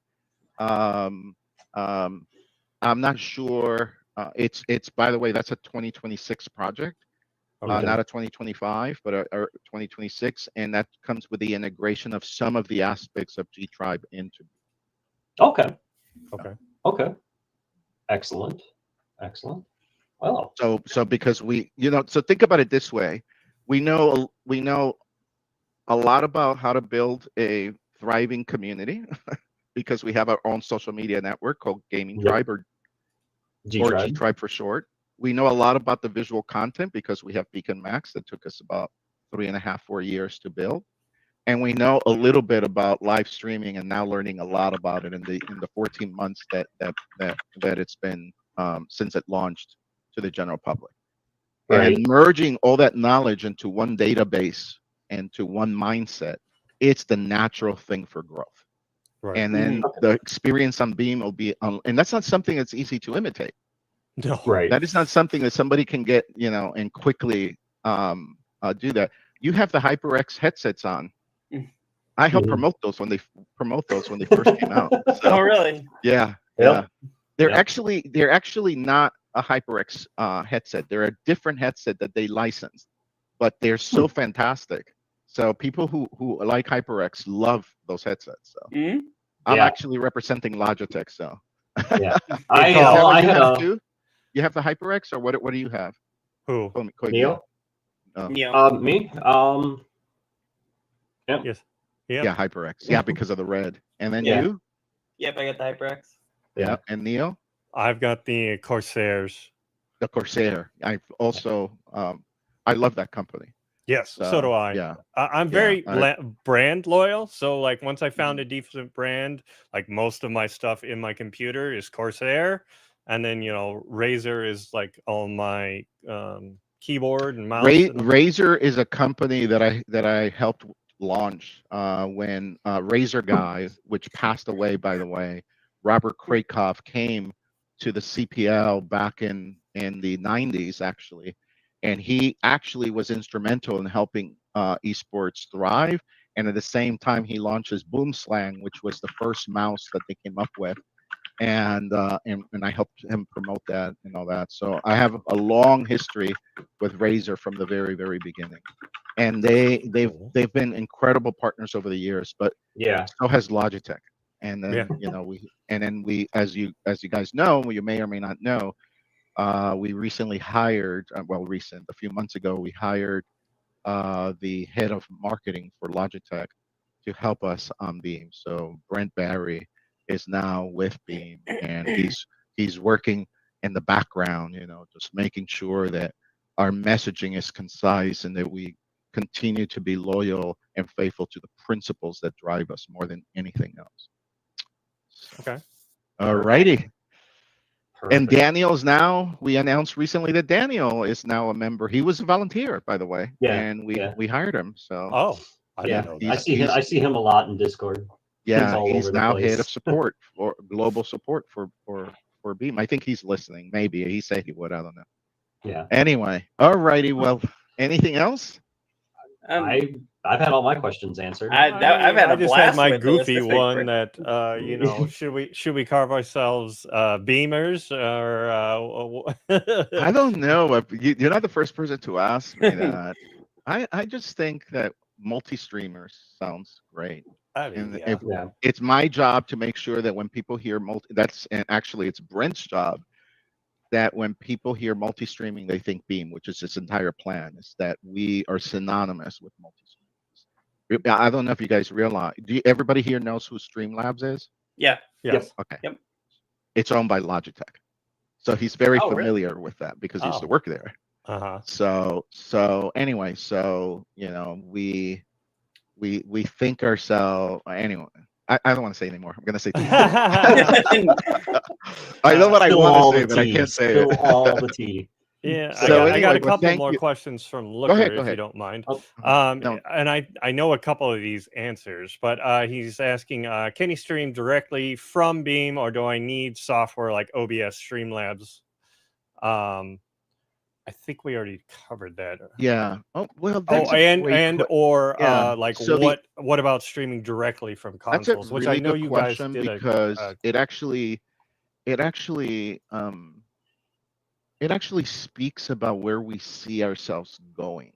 So Mhm. to answer the question directly right now, you do need another software. You need, Streamlabs or Meld or right. OBS or any of those. Mel was But fantastic, by the way. yeah, Mhm. but we would love for not to be dependent on those platforms. That's all I have to say. So Okay. Is there going to be like a direct account? Well, I know you're beta testing to PlayStation, but you're kind of piggybacking on Twitch through that. on Twitch? I don't like doing that. Yes, I don't And like doing that at all. because I posted in the Discord, I'm having an interesting issue with trying to go through my PlayStation, and Daniel is like, I can't replicate this, and we've tried getting Tio, like we both tagged Theodore on it, and I don't know if he's seen it or not, but it's interesting. It's like a I know he has, because he told me that there's particular issues with that implementation that some people are experiencing. It's a minority of people, but you happen to be in that minority. Of course I do. And it Of could, course you are. and it could be related to your bandwidth, by the way. So Theodore, I'm sure if he's listening, he will definitely ping you and explain to you maybe a different way of doing it so that you can get that working. Because I think it's great to multi-stream from PlayStation. That's just that's fantastic. Obviously, we want to do Xbox too, but one of my technical advisors is an executive at Microsoft. Okay. So and him and I have been friends before he even started working there, and so we're optimistic that one day we can say that we can stream, because you have to work with them to be able to stream from the Xbox to multi-stream. Right, so there's no way around it. We tried everything to try to make it work around them. No, there's no way. Yeah, Microsoft has that very locked down. So they just recently implemented Lightstream. So I mean, Shorecat does ask if there's any plans to get Beam on devices like Fire Stick or Roku. Yes. But you can, when you go to a stream on Beam, if you are on, I think it only works if you are on a Chrome or a Chrome-based browser. So it's not just Google Chrome. And you'll get an option to stream directly to a device, which I do. I do that all the time. I actually watch Beam from my television, from one of my televisions. Oh, so and it's awesome, by the way. It looks great because remember that we do higher resolution and higher frame rates and all that. It looks incredible. And you can stream widescreen if you're on widescreen, and then if your television is widescreen and you're watching somebody play, it's like if they were in your living room. It's incredible. I don't know if you want this in your living room. Yeah. I do it. I do it all the time. The only problem that I have is that I have to use the app also to be able to talk, and I'm terrible at typing on a phone. So I make tons of mistakes and all that, and people are like, "What do you mean by that?" I'm like, "Oh, I'm sorry, that's not what I meant." Right. So anyway, Understandable. but yes, no, we, for those that don't know, we do have apps, and if you go to beamstream.gg/apps, you can, and you'll see that we have desktop and other platforms in mind to add to the platform. Oh, I mean, Awesome. there is a way for you to have. I use a Beam desktop, but it's the web. It's on Chrome. So if you guys are using Chrome, which a lot of people don't like because it's a little taxing on your system, but yeah, but that if guy you, doesn't like Chrome. yeah, and I get it. I get it. No, it's I've just been having issues with it. It won't launch on my computer no matter what I do. Oh, okay. Well, if and when you can get it to work, when you launch Beam, you'll see on the top corner that says Install App. Click on that, and then it's called a web app. I Right. mean, that's how all my computers have web app. It works for on Mac OS. It works on Windows. It's unbelievable. It's really nice. It looks just, you get an icon, you can put it on your desktop, or you can put it on your taskbar, wherever you want it, and it works perfectly. Okay. So that's what I used instead of the desk. While we're waiting for the desktop app, that's what I use. I never launched the browser to be on Beam. I launched the app. Okay. Okay. The last one I have from the looker is, as someone who sees a ton of streamers, what's one piece of advice you'd give them to help have better quality and growth? Oh, that's a great question. Great way to end this. I'm glad that we stayed on for a little longer.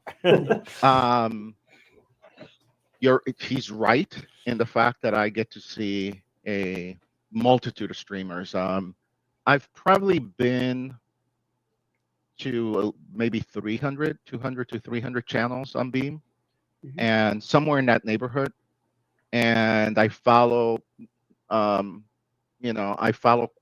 quite a few of them. And when they're on, I stop by and I watch. And what I find is there's three things that where the people who get more followers, more interactions, and all that. Number one, authenticity. Don't create a character of your. So my I have as a personal philosophy that I can only be myself because everyone else is taken. Right. So be yourself. Don't imitate some successful streamer and be dismissive to the chat and all that and talk down at them. That does not work. No. So you're gonna have crickets in your stream. No one's gonna be on there. Okay, so number one, authenticity. Number two, engagement. When people come on, greet them. Hey, thank you for coming in, or greet them. The best at this is Snip and Hammer, which is an up and coming streamer on Beam. I would say Optimus Dan and Kitten Cog are phenomenal at that. They're just constantly interacting and greeting. Be warm. Show the best of you. Don't just be yourself. And if you're a grumpy, you want to be grumpy all the time. Just try to uplift. Third, do not dedicate yourself just to one platform. Try different. There's, for example, I've recommended Nemo TV to several people because it gets a lot of viewers, but they're Asian, so they don't interact as much. But you still have another audience. Some people are now on TikTok that never thought they'd be on TikTok. They're having phenomenal success. Some people do YouTube. Some people like Twitch. Some people like Kick and get tons of people on Kick. Go out there, explore. The world is yours on Beam. Beam yourself out there. And that would be the thing that I would say. So think of yourself not as a human beam. And that's a phrase from Kitten Cog. She calls it human beams. So maybe that's what we call ourselves, Leo. Yeah, I was going to say that. There we go. That works. So anyway, but thank you to the three of you. I really appreciate you giving me this time. We appreciate you joining us. Yeah, thank you very much for coming on. No, it's my pleasure, and I hope I just don't want to promise things ahead of time, but you need what I would now recommend to everybody that's listening is keep your eye on Beam. We have some big things to announce. I will keep my eye on Beam. Your one eye, yes. There you go. Okay, I gotta rephrase that. I'm just gonna say here, for those of you guys watching, go ahead and stick around after we get off the call here. We're gonna shift back over to StreamYard. Neodeath is already in there. Cyclops and I will be joining, and we'll continue on with our normal show, and you can kind of get a feel of what we are about. But again, Angel, thank you so much for being on here. Thank you very much. We appreciate it. You're so much. welcome. It was absolutely my pleasure. Thank you so much for having me, and I hope I'll see you guys on Beam. So, and you're welcome to come back to the show anytime. So give it a few months. As soon as you start getting these big announcements, then I'll come back on and explain them. So because it's all part of this master plan that awesome. we started small. Our growth is actually accelerating, and I just think that the future looks very promising. I'm actually very excited about the future. That's all I can say right now. So. Would you say the future is so bright you have to wear shades? I would say it's beaming. The future is beaming at you. All right, take care, everyone. Thank you for stopping by. For those in the chat, and thank you guys for having me. So thank you. Yes, thank you. Have a wonderful day, and stick around for the rest of the show. Yes. Are you running the thing? We don't have an outro, so okay. So I'm gonna go. Okay, you guys can stay on. You guys can stay on. Yep. So it'll be an empty box. Yep. Yes. All right. All righty. All right.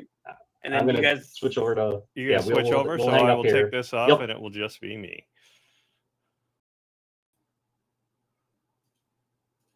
There we go. I know what I'm doing here, folks. I've done this lots of times. No. First time we've ever actually done it this way. So let me stop that screen. All right. There I am. There you are. Oh, we just need an eye. We're missing an eye, as always. As always. Well, that was a good show. That went better than I was. That was totally laid back. Like we were stressing ourselves out way too much. Oh my God, I barely got any sleep last night. I ain't gonna lie. Oh really?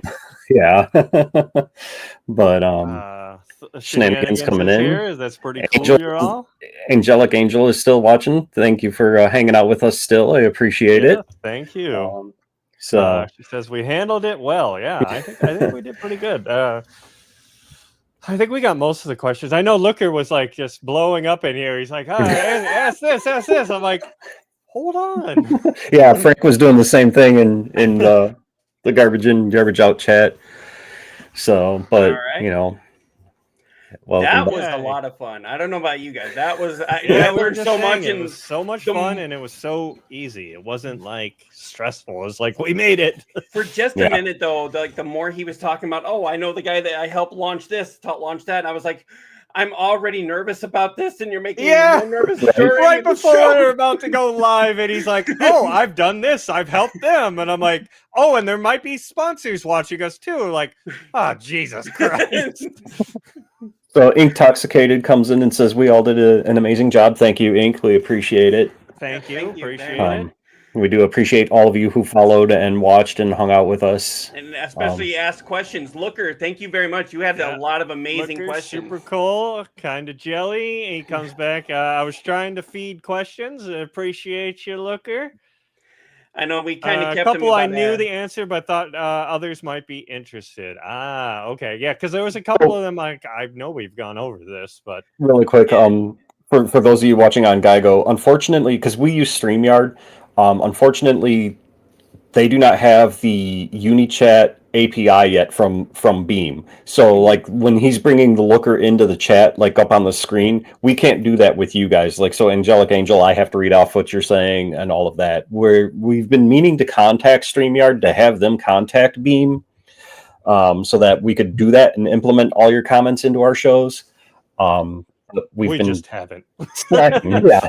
we were more focusing on this, I believe. Now that we don't have this interview, hanging over our heads, we might be able to calm down a little bit and do the. I know Yeah. he was like, "Oh, don't be nervous. Don't be nervous." It's like, dude, you're the one we're talking to. Of course you're going to not be nervous. Right. So, but yeah, no, that was awesome. So, but for those of you who haven't watched our show before, we are kind of like a weekly. It started off as just video games, but we've kind of spread out into other pop culture references and things like that. We touch on news of things that have happened during the week, and so we've got some. I know Cyclops has a couple of stories lined up Yeah, we can for do us a to couple discuss. stories here. We got about a half an hour here. Yeah. Not just all that, but yeah, I mean, I'd definitely call that a success.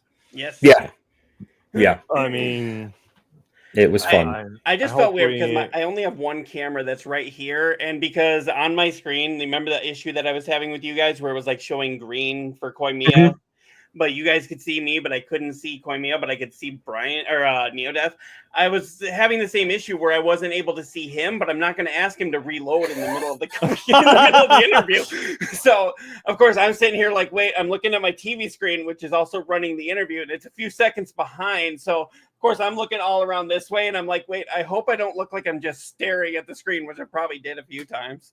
Oh, it's all good. I think I was the only one in StreamYard, so I'm having to look through comments. I'm trying to make sure everything's on here. I was also in the feed for the Geigo so that I could kind of see the questions that were coming up. So yeah, I was definitely multitasking like a son of a bitch during that. Yeah. No, well, I mean, not to toot our own horns, but I think we did a fucking good job. Yeah. So, and great job, guys. Looker says this thing. It was super awesome. You guys handled it like pros. Thank you, Looker. So what do we got for stories this week? Well, there was the one that you brought up here. Oh wait, did I just get into StreamYard, so I haven't been able to set this up. Let me pull this. Share it. All right, there we go. There was the one that you brought up here. You brought this up, I want to say like a day or so ago. Bungie is no longer going to be Bungie. It's actually going to be considered PlayStation Studios. Yeah. Yeah, so bye-bye Bungie. What the heck? Yeah, it doesn't seem right. Bungie created like some great, amazing games. Right, that name is, associated with a lot of these other games, and just to be like amalgamated in, just like no more Sony Santa Monica. They're still going to be on multiple platforms. I mean, Marathon is going to be multi-plat. They did Destiny. I mean, Destiny's multi-plat. So right. Yeah. It's just a matter of seeing PlayStation Studios now instead of Bungie. What is that kind of the reason they want their branding that's going to be on, say Xbox instead of saying Bungie? I think say PlayStation Studios because of that comment that the one Sony exec made during their conference calls, where he said, we're going to kind of start focusing on being less of a hardware platform and more, which some people are saying they took it out of context and then it was lost in translation and all that, because now people are like, oh my God, Sony's not making any more systems, Right. Never said that. I don't they never said that. No. And I think what it is that, they want to get more branding, so to speak, out there with their multi games. Well, I think it's working pretty well for Microsoft. I mean, remember, they've said that they're going to be more software instead of hardware. And I mean, look at all the Xbox games that were Xbox exclusives for a long time going on to PlayStation, and weren't like the last 6 of the top 10 games on PlayStation. Microsoft published, made by Microsoft. So you can't tell me there's not money to be made there. No, and that's why I think, because I saw an article where the developers of Helldivers 2 flat out said that it was all Sony that said, "Hey, we're going to Xbox now." They didn't even know it was going to happen until Sony came to them and said, "Okay, it's time." So, I hope you got your stuff packed. Like, wait, what? Right. Yeah, that happens to me at work. Whenever I was in the office, a lot of times when they would move us to different desks, I'd have people literally come up like, "Okay, did you pack your stuff?" It's like, "Who are you?" Yeah. But that was kind of one of the biggest surprises that we had over the week. We also did have, I know we don't have a ton of time here, But we did. We usually start off if there's a death. We start off with this, and we forgot to do that. Our apologies. Jim Lovell from Apollo 13, the commander of Apollo 13, has passed away at the age of 97. Apollo 13, if you don't know, was a space mission to the moon. And then something went wrong while they were in space, and they weren't even sure if they were going to be able to come back home. Luckily, they were able to make it back home. Was that the character that Tom Hanks played, or was he a different? Okay, so because I know I saw Tom Hanks did some sort of little tribute thing for him, but I couldn't remember if that was the guy that he played in the movie. Yep, it was him. Okay. Yeah, there was a movie a long time ago. Tom Hanks, Gary Sinise, and long time ago. Yeah, Back in the day. Well, it's the 90s, dude. That's like a lot of people are calling the 90s the late 1900s, which don't do that. That makes you feel old. Yeah. But yeah, his Apollo 8 mission was the first to carry humans to the moon and back, though it did not land on the lunar surface. Apollo 13, a 1970 flight to the moon, became known as a successful failure after the spacecraft experienced an oxygen tank explosion thousands of miles from Earth, but managed to safely return home. Yeah. So, that's right. Yep. And he actually did have a cameo in the movie. It was a movie by Ron Howard. Yeah, he had a small cameo. He was actually when they come back, the group that's cheering them and saying yay and everything. He's one of them that actually like grabs onto Tom Hanks and was like, great job, That's kind of cool. That had to be kind of meta to, thank your fictional self for coming back. So, but yep, we wanted just to do this. I don't have my controllers. I don't have my controllers near me. I'll just put up a peace sign or something. Just something. Oh, yeah. So I got nothing. Yep. Yeah, for anybody watching, whenever there's a death, usually in the gaming industry or entertainment industry, we do controllers up. So. Yep. Yeah. Oh yeah. I wasn't prepared today. I was too busy focused on that. You're too focused on the interview part. Yeah, we were very foced on that, and I mean, we stayed up for we did 3 hours of making sure everything was going to work. Yesterday, it fried my brain, so I actually had to go to bed early because I was like, I'm done. I was up probably until about 3:30, 4 o'clock this morning. And then went to sleep, and then got up at about 9:45, and I've been up since. So you're tired. I'm tired, yeah, but I'm also used to it because I work third shift. So right. But I know we've all worked third shift. I used to do it at a gas station. I know Neo Death, you used to do it at the place that you're at now. And then Koimiya, why do you still do it? You're too old for that. Yeah. I mean, it sucks as you get older. Just trying to stay on the schedule. That's the main thing that sucks about it, especially like on your days off. Like I always made sure I stayed kind of on my schedule, but you go, I might just take a little nap, and then fucking 8 hours later, yeah. And there goes my goddamn day off too. I'm just glad that the storms that were supposed to roll through today have already passed. So they're behind me. And we're supposed to get some more later tonight, but they held out for the stream. Yeah. So you didn't get electrocuted. Nope. But remember, don't go take a shower or something. Yeah. Like I said, I posted that clip of the show on TikTok, and it's like half the people say I've heard of that, and half the people say I haven't. I'm like, right. This is either common knowledge or not. There's no third direction. I know. So we got. So Neo Death, you had actually brought this to our attention here. The Nintendo Indie World Showcase, August 2025. Every announcement and game reveal and trailer. You're the only one of us that I know that knew it was even happening. So what are your opinions? I watched it. I didn't watch it live. I watched it a couple hours later because I forgot about it too. But then I watched it, and like the first couple games look really fun, especially the first one. They kicked it off with I think it's Mia the Howler, which I actually kickstarted that game. It's from the same people that did Shovel Knight. Mm-hmm. Yeah, that one right there. It's that same company. So it's in the vein of like the old Legend of Zelda Game Boy game, that kind of feel to it, and mechanics. And that now that they finally put out like a preview, I think you can go try the demo for a couple weeks here, and that process will save and go into the actual game. But I can't say enough about that game. I can't wait to play that. Like, those are my favorite type of games, especially like the old school look and everything.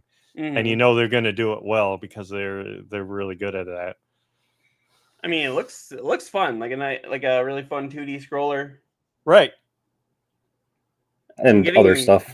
Yeah. I mean, yeah, this It's does like look all over a lot the place. But yeah, that's interesting. Was that a giant brain chasing them around right there? It sure looked like it. Sure looks like it. See if I can. I didn't kick it right enough there.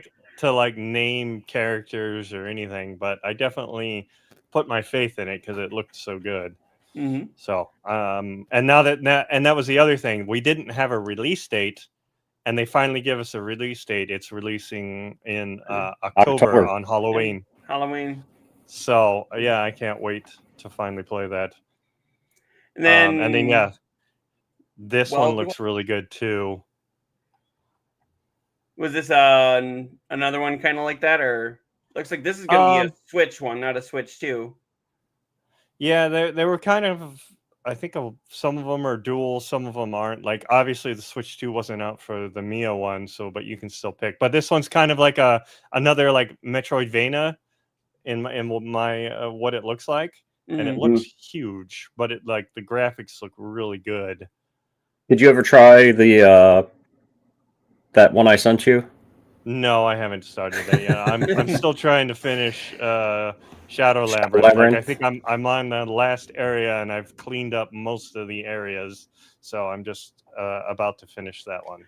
Gotcha. No Doki Doki Literature Club for you yet? No, not yet. Yeah. Slacker. What happens when I finally do that one? What are you going to hit me with next? I'm sure I'll find something. Oh, good.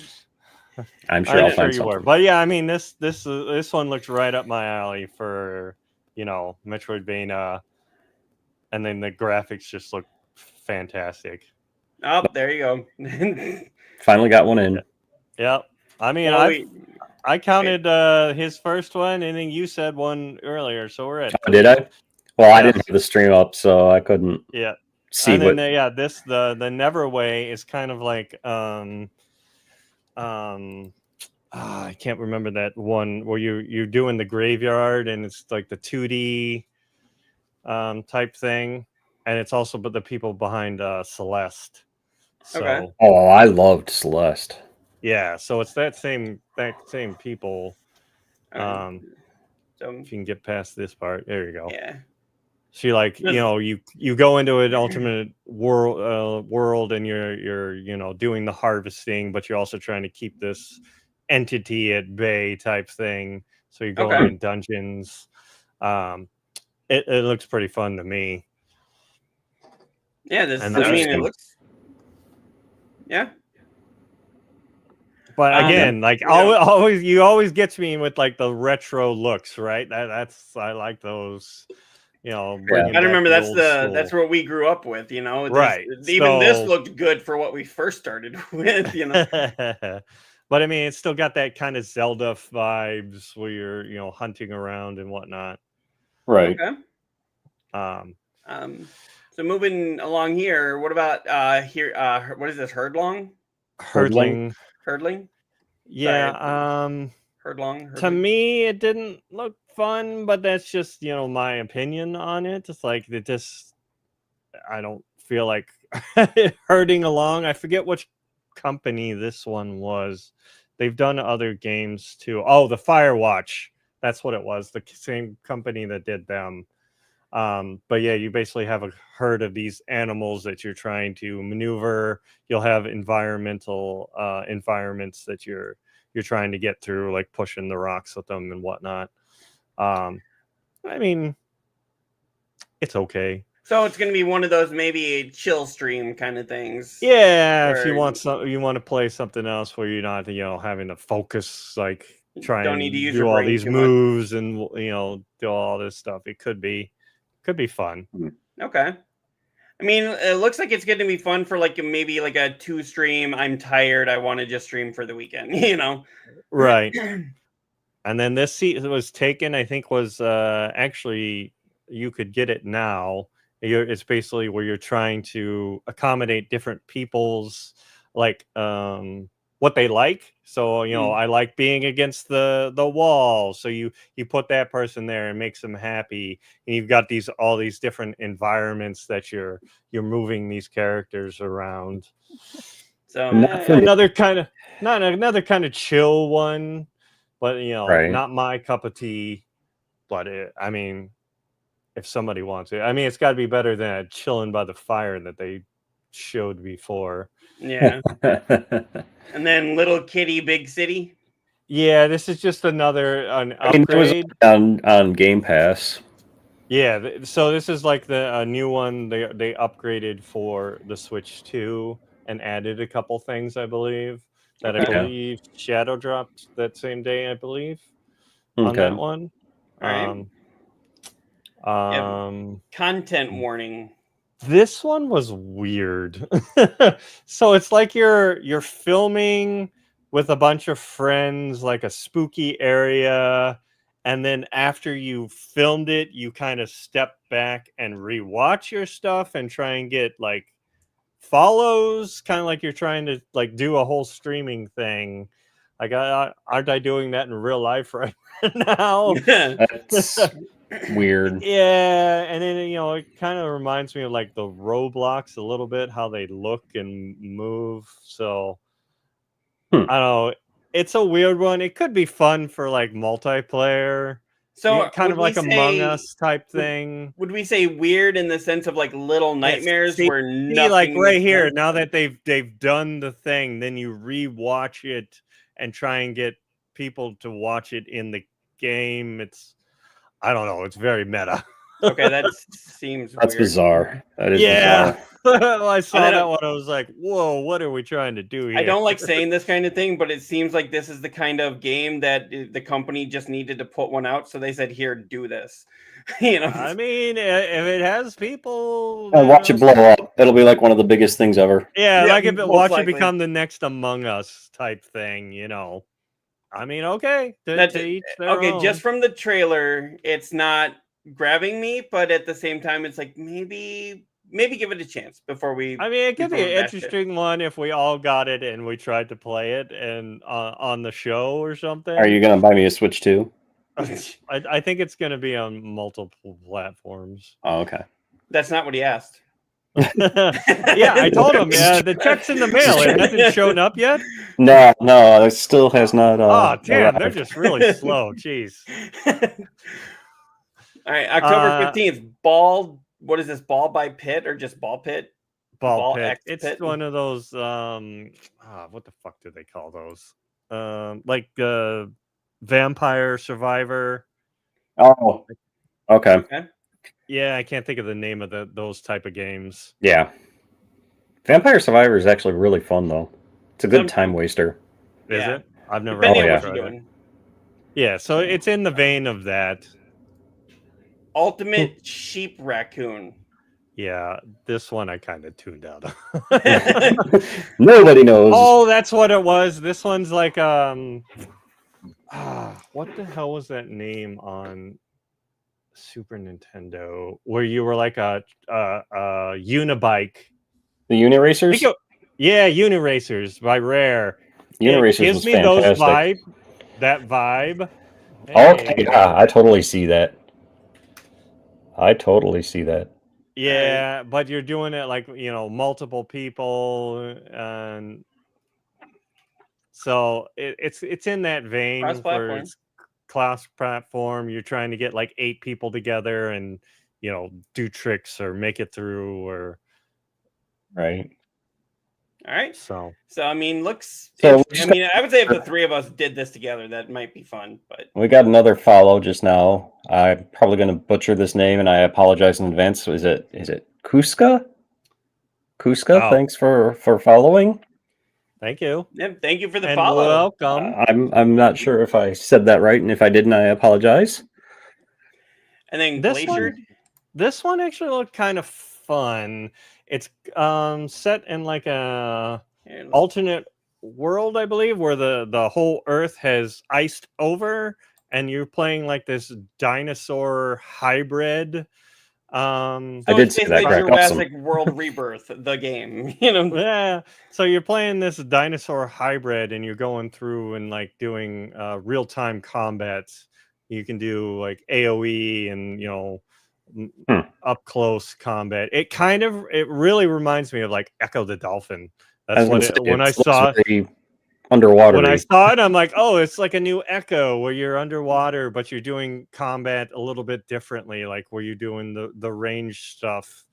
So it's kind of got some RPG elements in there too. So How are you doing today, I believe Kuska? this one is a timed exclusive. So eventually it will probably go, PlayStation and all that, but it starts out on Switch too. This does look fun. It does. So I might pick that one up just to have another one on the Switch. Or you could ask your wife for Christmas. That's anytime some game comes out around December, I get my wife going like, "Hey, you might get it for Christmas," and I'm like, "No, must have it now." I'm buying that now. Kuska is saying it does look good. Mm-hmm. So. And then Winter Burrow. So I believe these next ones, it was just like bam, bam, bam, bam, bam. They just slammed a whole bunch of them together. So we didn't get a lot on this. It was like a little bit of like this, and then you moved on to the next one. So you can't get a lot of context out of these because they were so small. When those directs and when they do it for PlayStation and Xbox, it's like when they just put like 7 games in less than a minute, and it's like I didn't get a chance to really look at any of them. How am I supposed to get excited for this thing you're showing me? And you give me like 4 seconds worth of right. Hey, so yeah, I don't think we even got like half of this. Doesn't even look familiar. So it kind of reminds me of God, what was that game? It's on PlayStation, but you're like on an island, and but it was like Tim Burton. Graphic-y wise, not Little Nightmares, but no. Was it Limbo? Not Limbo. No, not Limbo. Inside? Nope. It was top down like this is, and God, now I can't remember what it's called, but there was the Midnight Walk. Nope, it's not Midnight Walk. It gives me those vibes. Of course, like I said, now I can't remember what it is. Right, it'll come to you like it'll come to me after the show is over.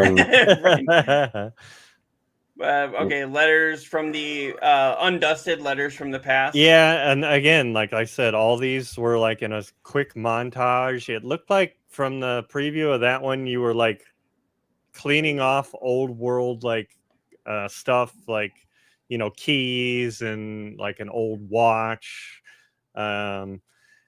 But I don't know like what part of the story that is, like how much that goes into. And same thing with like Tiny Bookshop. It looked like you were just trying to like arrange them so people would, pick up certain books or something. Okay. But that one actually released the day of. Okay. Tiny Bookshop Caves of, is this Quid or QUD? Yeah. And again, like another small one that like it was just a small little blurb. See, and then they give like a whole 1.5-minute trailer for it, but they only right. It was not that long. But yeah. Okay. Oh, okay. This is one. This is kind of like an old like Final Fantasy type. Oh, Strange Antiques. Another like small one that I couldn't get a grasp on what it was trying to do. Okay. Opus Prism Peak. Another one. Yeah. These Yeah. are all part of that last little bit. Where they just slam it all. Okay, UFO Yep. 50 sounds fun. Yeah, I think this is more like a multiplayer, like Yep. 2D like roguelike puzzle thing. Okay. Yeah, and it looks like that was the end. Oh wait, Yeah, nope. I'm still trying to find that damn game. Okay. Wobbly Life. Okay, I guess I was wrong. There's still more. Wobbly Life. That was probably another one. Yeah, I don't remember seeing that one. No, Uh, because some of these are coming into like the Japanese, because Okay. they also had an indie one like a couple days before, but okay. that's about where it stopped. Okay. Yeah. Opus looks interesting. Go back to the Opus one and play the trailer for that one. Opus. Wobbly. Indie World. Couple more. Okay, There it is. right here. Play that one.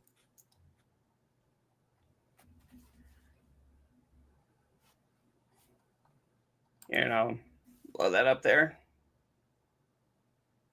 I'm trying to think what this one was. Opus Prism Peak. 2 lost souls in a world unknown. So is he her father or big brother? That's the vibe I get.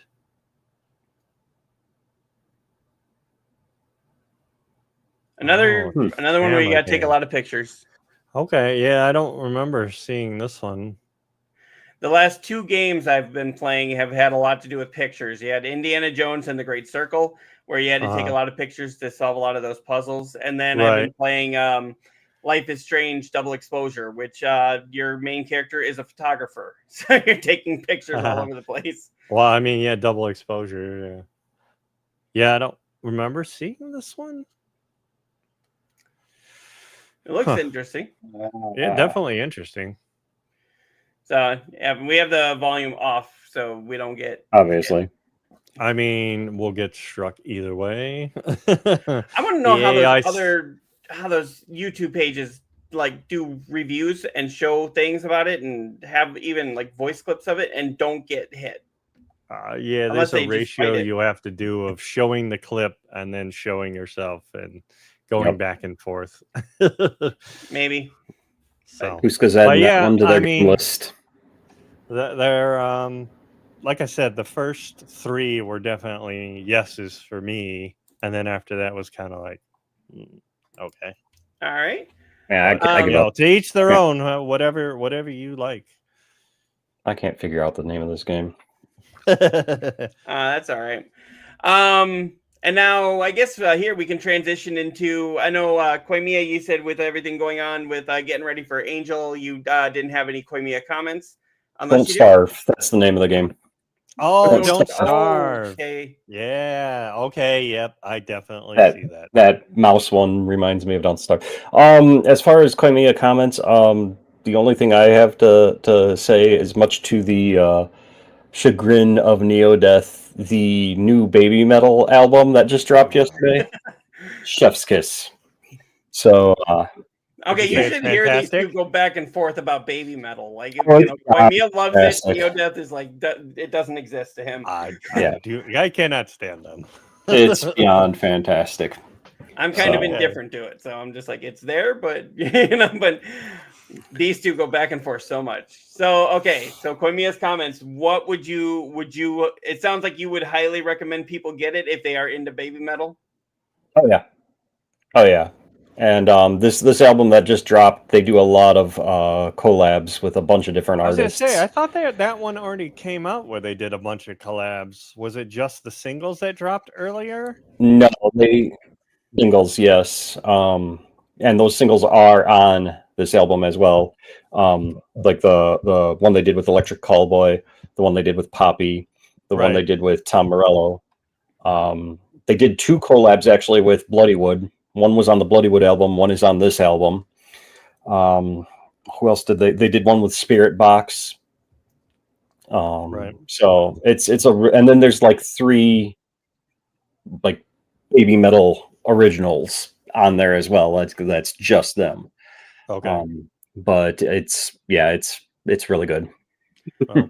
Yeah. Shenanigans comes back here and says Tiny Bookshop is a fun little game. Okay. Okay.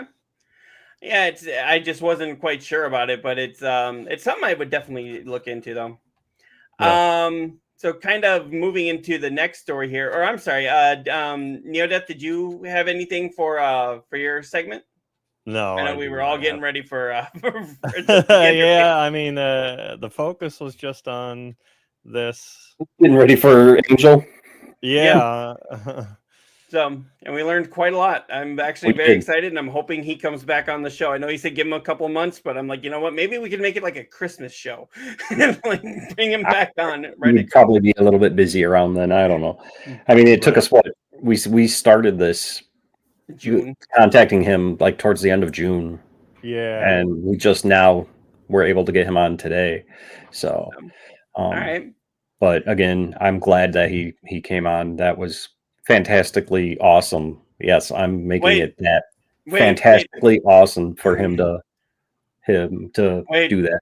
But does that count? Because it's Oh, yeah, it fantastic. does. Lee. Nope. It's got It's the still in the root description. word. So And, I I also saw used the his, Fantastic what is Four. it, Fantabulous or whatever Angel Fantabulous, said in the beginning? phenomenal. Phenomenal. I used that Angel as one said too. Angel said that phenomenal was So yeah, his that thing. was our first count. And that's when I put said in. my friend used to say fantabulous all the time, and it was like, That's okay, where would it you was. stop? I knew it was something. Now that he's not on the show, the rest of our show is going to go downhill from here. So, I know. like he was it. He was our draw. Right.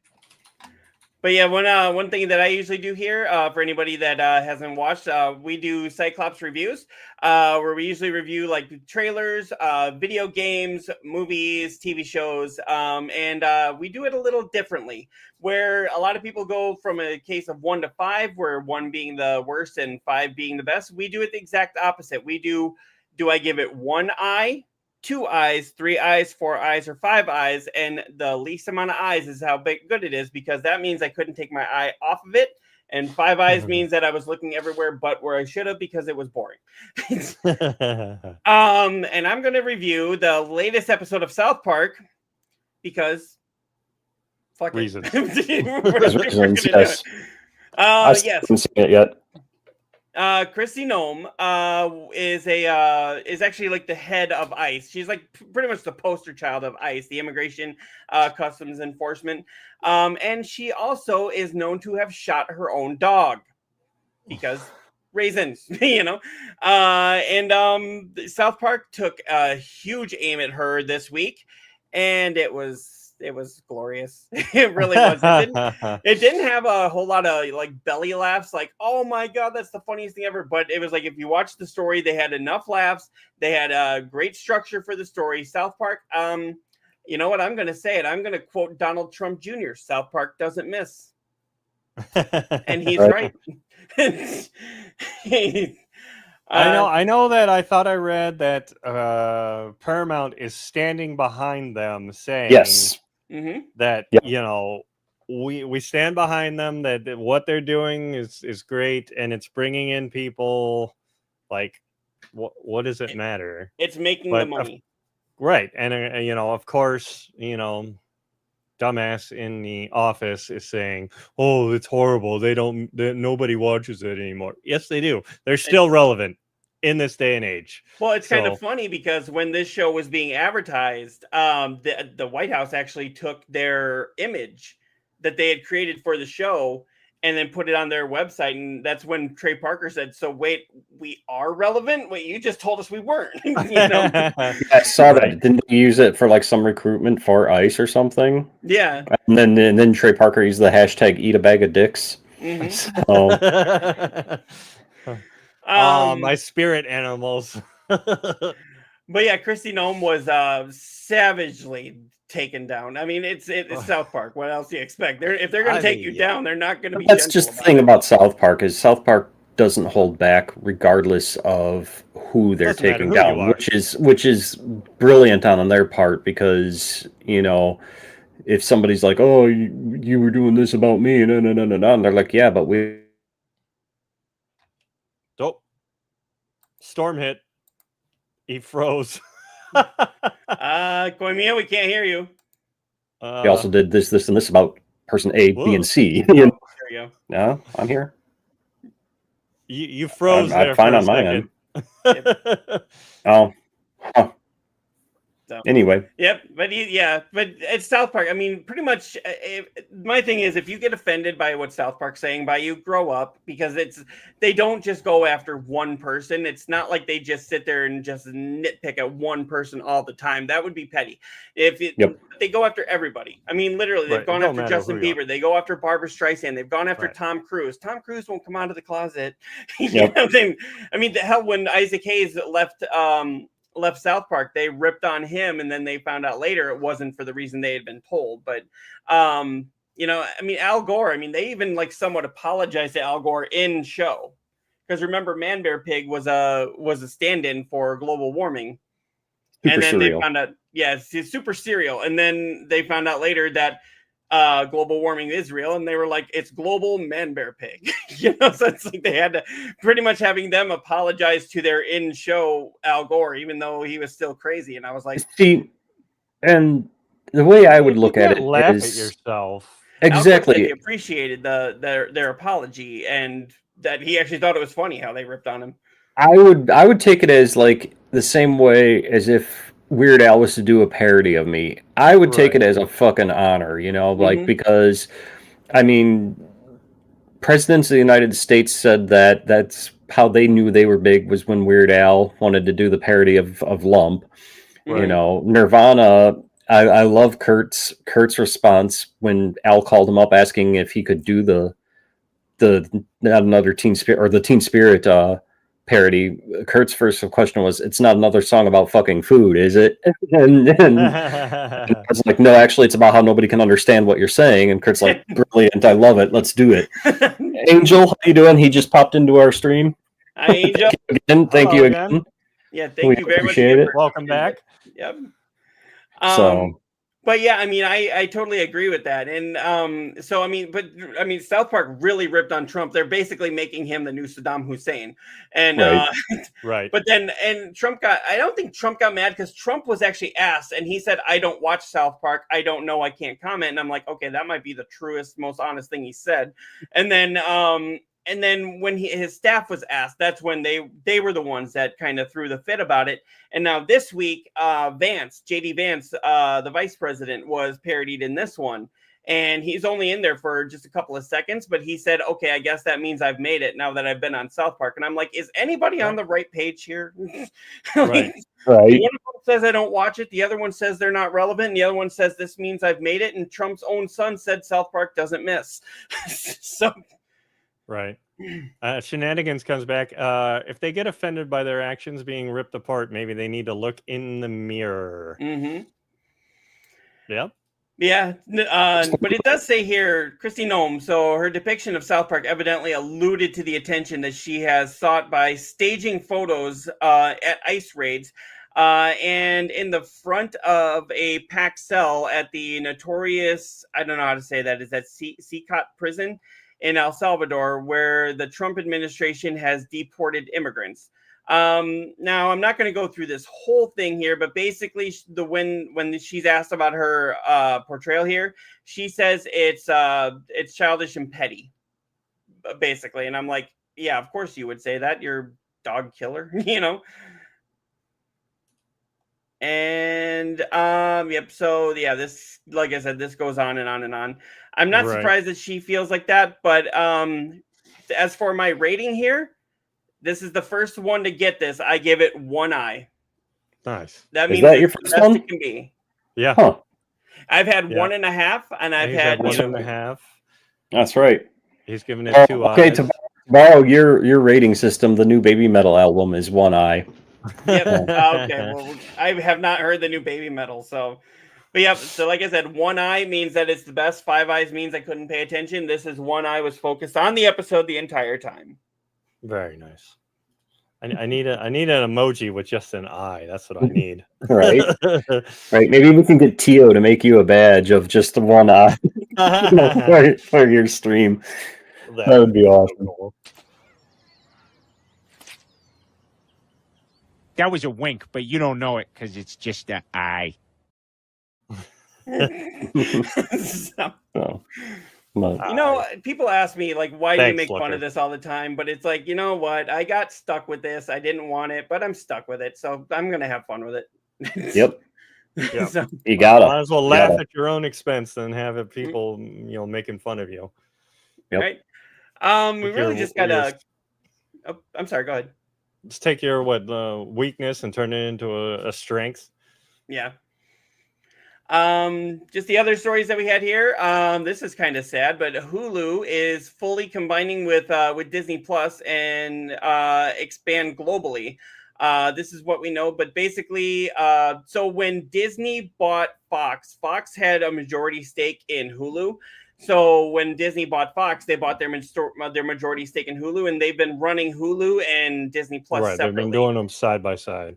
Yeah, so but it sounds like they're really just consolidating this and gonna make this all there. So basically, get rid of Hulu and make it all Disney Plus, and then put like parental stuff in there. Because I mean, they are already showing things. I was like gonna say Deadpool, but they've kind Here's the of thing. like done that.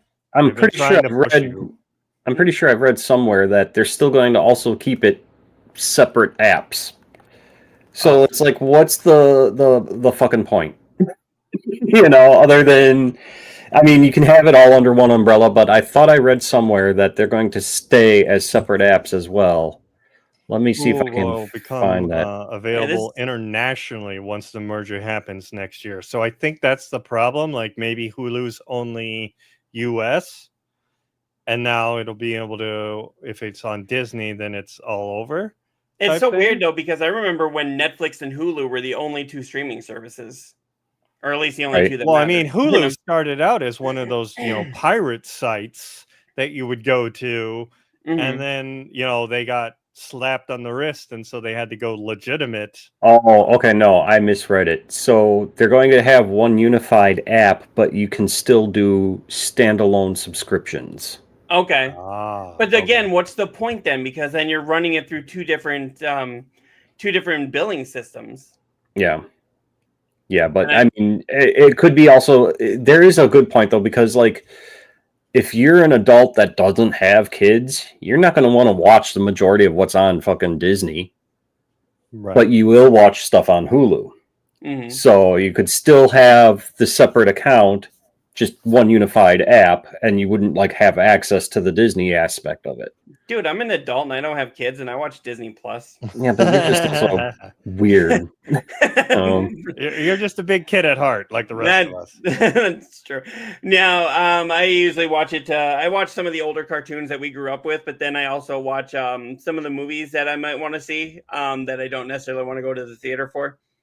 I mainly use Disney Plus for the Marvel movies, to be honest with you. Like, Oh my god, I really wish that they would bring back more X-Men 97. They can't leave it on that big of a cliffhanger and not They fucking are. come back. Yeah. It's going for a second season. Just Yeah, but they got rid his of the guy that was story running is his story is going forward. He's just not going to be involved.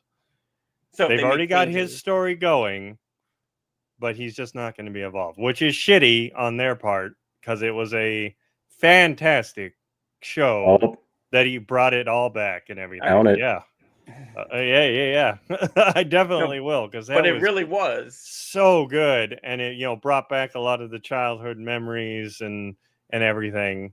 It really did, and then of course they made it and- darker. I mean, when Yeah, they ripped his the skeleton out. storyline. Damn, Dude, you But, can't yeah. you can't leave that X-Men gone. I'll just say that. I'm not going to ruin it for people. I mean, at this point, I would hope somebody has it. I actually have a shirt that I got off of, I believe, Screen Crush did it, where it's got Gambit on there and it says "Remember Me" because that's the last thing he said and whatnot. Yeah. With her going like, "I can't feel you anymore, Remy," and like my wife and I were both sitting there like, "No, they can't end it like this. They can't end it like this." And then it was like credits. I was like, "Fuck!" Really, and I knew at the but point they are where- moving forward with a new season, and I knew at believe the- a new season of the Spider-Man too. I don't think that's been officially announced, but I think it's in talks. I thought they announced that one too.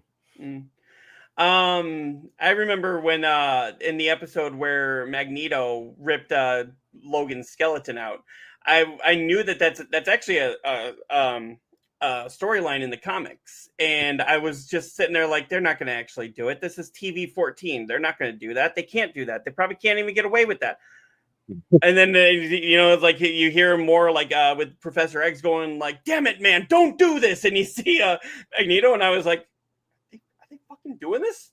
Are they actually doing this?" And then when they, you don't see it, then they show what it actually looked like in the comic, and I was like, "Holy crap, they fucking did it!" And then I just want to know if they're going to go into the next storyline, which was following the comic, where he becomes more animalistic because he doesn't have the same memories. Right. I'm hoping they do. Yeah, we'll have to see. But yeah, so this was just really interesting that they were coming out. I mean, the media. But my question is, so right now they have a thing where you can get Disney Plus and you can get Hulu and you can get ESPN or you can get Max. Are they still going to keep those, or is it just? I have no idea. Or have they even said yet? I don't think they've said. I don't even think they've gotten that far. They've just put out the announcement that. They're finally merging, which they've been kind of trying to push you to go more into the Disney Plus and get your normal stuff you would from Hulu anyways. Mm-hmm. So they were kind of getting you ready for this, which, it is what it is. As long as I can get to my content that I watch on Hulu, then I don't care which app I'm going through. Like the great What We Do in the Shadows. Yes. That, I think the wife and I are guilty pleasures. The Masked Singer, we watched that on there. Lego Masters. I was watching The Bear through there, which I have to watch. Oh, the Bear is great. Oh yes, I've heard. I only just came in on it the last season it was out. Yeah, and I was like, oh my god, I was blown away. So I have to go watch this new season of that. Yeah. I just saw a show advertised for the first time called Snowfall. Apparently, the entire series is on Hulu, and it looks like it's like one of those. I don't want to say like Breaking Bad, but it's like one of those like drug running kind of shows where they got it's like the cops versus bad guys, but it really looked good. I have not seen it, but the new Alien thing is on there, right? Alien Earth. Yeah. Is coming to Hulu, and I've been looking at the reviews. Everybody's giving it like a 10, a 9, like, so that'll definitely be one that I go watch immediately. Also, Alien has just always been one of my favorite franchises. I've watched everything, even though it was crap. Aliens versus Predator, or no one really liked Resurrection, but I like that one. I also like 3 too, but most people don't like that. Maybe I'm alone in this. What I hate is when they take an established adult R-rated franchise and then they start watering it down like several chapters into it. It's right. They try and make it broader to get more people in. Yeah, because like that was my problem with RoboCop. The first one, amazing. Second one, okay, a decent sequel. Then you got the third one, and it was like, what the fuck are you doing? The story got so sloppy in the third one. And then they did the remake of it, and it was like, okay, why? It was another, what do you call it? It wasn't a legacy sequel like Koimiya seems to hate. But it was a full-on reboot and remake. I think they were trying to reboot it, and everybody was just like, why? And then they tried to do that with Judge Dredd too, and it was like, I can see you're trying to be a little more accurate to the comics, but you fucked it up so bad the first time, we just can't. Yeah, the first one was so bad. That I hate legacy sequels. Mr. I am the law. They don't make good legacy sequels. Okay, I will say Scream. Scream was a good legacy sequel. I enjoyed Scream because you had Scream in 1996, and then you had Scream that just came out not last year, but like 3 or 4 years ago when they did the legacy sequel. I haven't seen it. Okay, so I'll give you that one. And I've heard that I Heard What You Did Last Summer is a good legacy sequel. Haven't seen that one. So I haven't seen that one either. It's in the theaters now, but like you launched that up against Fantastic Four and Superman. What did you think was going to fucking happen? It's going to fail at the theater, Right. Well, you might as well just put that out as straight to streaming. Right. Yeah, so that one, and then I heard like Final Destination was a great one too. I have not seen it. I haven't I've seen not it. seen Bloodline. I almost clicked on it, because you can watch it now on. It's on Max. Yeah. Yeah, one of those. I almost went through and clicked it. And I'm like, I have a confession to make. I've only seen the first 2 Final Destinations. I think I've only seen those 2. Also, like after that, then you get that sequel fatigue or whatever. Just like how many times? But Jesus how many Christ, times how can many you times? redo the same fucking thing over and over Right. again? the thing with Saw, the first movie was great, especially the way that it ended. It was Yes. it was like, wow, this was more psychological with the slasher elements. Then after that, it was just like, hey, what's the most creative way we can kill people? It's like, hey, you're gonna give me a good story. What's the greatest way we can kill people? But are you gonna give me a great story? Which is why I do appreciate John Wick, and then the spin-off Ballerina. It's like, okay, on the one hand, it's like you said, oh, what new way can we kill somebody? But at least John Wick has a story too, like, and I've even only seen Ballerina the does. first John Wick. I haven't seen the other ones. Those are good. The story Those are is good. be nice to animals or he'll fucking kill you. That's smart. Yep. I mean, I know they elaborate more, but I think they said, actually, speaking of that, the Ballerina, the spin-off one, I think they took a hit on that one. It didn't do as good as they wanted it to. I think it lost I'm sure it didn't. 98 million. Because it wasn't about John Wick. Right. But, but I thought it was really good. In that same vein. I think it was a TV show or something, wasn't there? They did do a John Wick TV show, but it wasn't with Keanu Reeves, which is right. Like it wasn't, but it was in that universe. Yeah. I've heard of it. I actually just saw something recently. Apparently, the studio was very close to canceling John Wick. And Eva Longoria from Desperate Housewives fame actually got a hold of the script. I think she was a producer for the company that was putting out John Wick, and she got a hold of the script, and she was like, "Why are you looking to cancel this?" And they said it's just going to cost too much money because this and the action sequences and there. And she literally said, "You're not canceling this," and wrote him a check. And because of that, she got an executive producer credit. And I'm sure she got a nice little paycheck out of that. Oh yeah. Right. But I'm like, of all actors or actresses that could have saved a movie like that, it's Eva Longoria, who is most known for being on Desperate Housewives. I'm like, really? I guess. But then again, Lucille Ball is known for, right. She did a lot. Yeah, she did a lot for Star Trek. It was actually because of her that it got on the air. So, actually, I think the director of the John Wicks, his next project is going to be the new Highlanders that are coming. They just announced that Batista is going to be the bad guy in that. They named off a couple other people that are going to be in there. But yeah, so he's kind of over that whole franchise now on their reboots and whatnot, along with having the John Wick thing. I was just reading. You know who that is, right? The director of John Wick. He actually started his career in Hollywood as a stuntman, and he was actually Brandon Lee's stunt double in The Crow. And was he?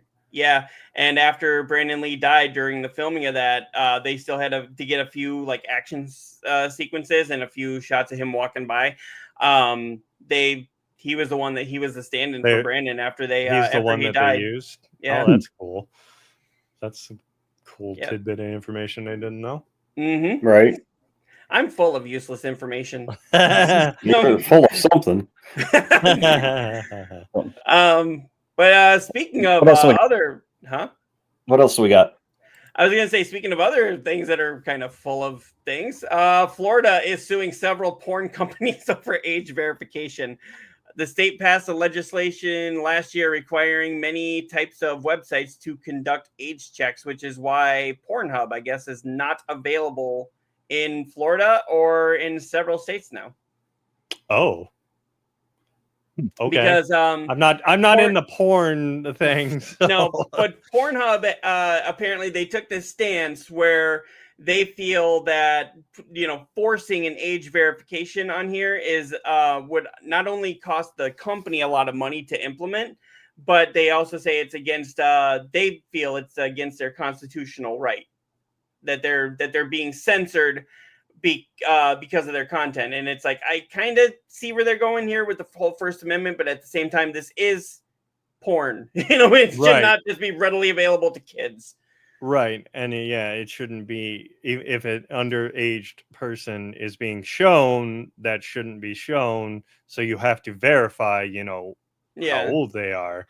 But and I thought that was the standard in that industry. They always have to get like all your information, or the girls look at the IDs and all that, and then you have to keep records of it if you're doing that. So I don't know why they think that they're exempt. I just love this right here. The lawsuit today targets the companies behind several porn sites, including X Videos, XNX, XNXX, yeah. Bang Bros, and Girls Gone Wild, which I didn't even think was around anymore. Yeah, I didn't even think Girls Gone Wild was around anymore. I remember when we were kids, like if we fell asleep on the couch and we'd wake up at like 2 a.m. and it was usually a commercial for Girls Gone Wild. The infomercial for that, and you're like, yeah, that looks so cool. And then you go and watch it, and you're like, what the fuck is this? Mm-hmm.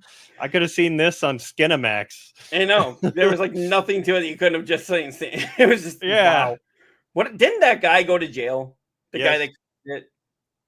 Probably. I thought it was like he was like at a beach or something and told girls to take their top off, and it turns out like he wasn't checking their age, and like some of them were underage. Look at that. Same thing we're talking about here. It's all irrelevant. Yep. So yeah, I am 100% for keeping the kids safe, keeping that kind of content out of children's hands. I don't think the porn companies should really fight this. If anything, it's amazing that they didn't just voluntarily do that. Right. I know if I was running one, I'm not going to run a porn company, but if I was running one, the first thing I would go is, okay, how do we do this legally? Make sure that nobody under the age of 18 or 21, whatever district you're in, can't see it. Yeah, I didn't know that. Like, what the fuck? Some areas you have to be 21 or older. Mm-hmm. I was like, it doesn't seem. I think that should be like a across the board kind of law, but right, that's what I thought it was. But yeah, I don't know. So. Yeah, I just kind of read that and I was like, why they're suing porn companies. This is the kind of stuff you should not be typing about. Why do we have this? Why is this? What alternate dimension did I step into here? No, and just the last story that I had found here was another one on Nintendo, but Nintendo is forcing a speedrunning group to apply for permission to feature any of its games. This is RTA in Japan is working with Nintendo to individually license future usage of the company's first-party video games.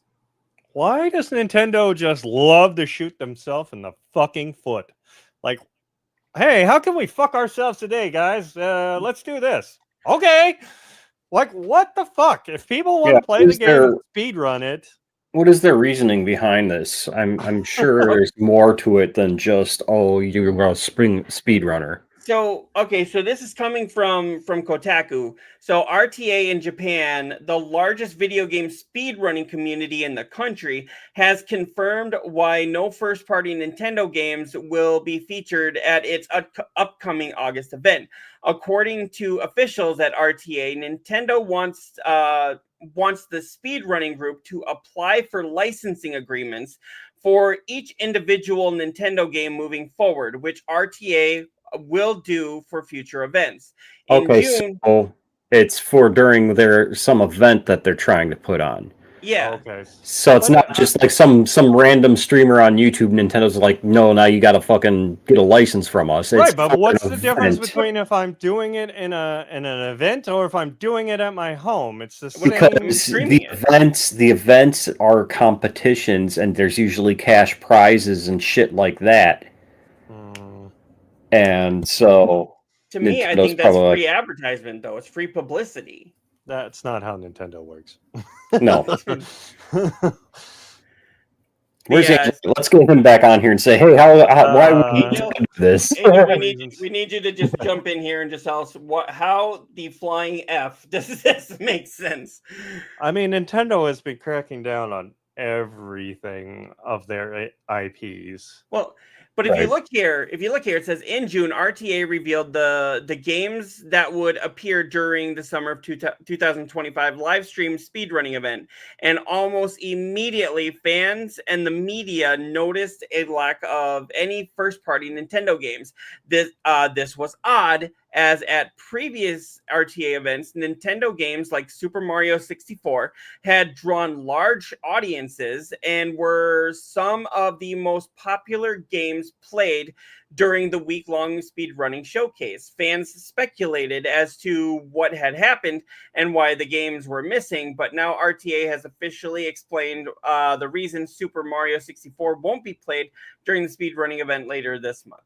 So again, I understand what you're saying, Koimiya, that with the cash money prizes that they're getting, but Nintendo again is getting a lot of exposure. How many cameras, how many media people are going to be there putting this all over the internet? It doesn't matter though, because Nintendo isn't getting any money. They're getting exposure, but they're not getting any money from the but event. that might get you might want to go replay that game, so you have to go hunt down the Super Mario All-Stars or whatever it is. Yeah, but if you aren't buying a new copy of Super Mario All-Stars unless you do a digital copy. Because that was a limited run, and they're not selling it anymore. So you have to go to the third-party market. That's on them. Nintendo's thing is they're trying to make money any way they fucking can, and so this is just them saying you have to have a licensing agreement for this event so that you can pay us to let you use our games, and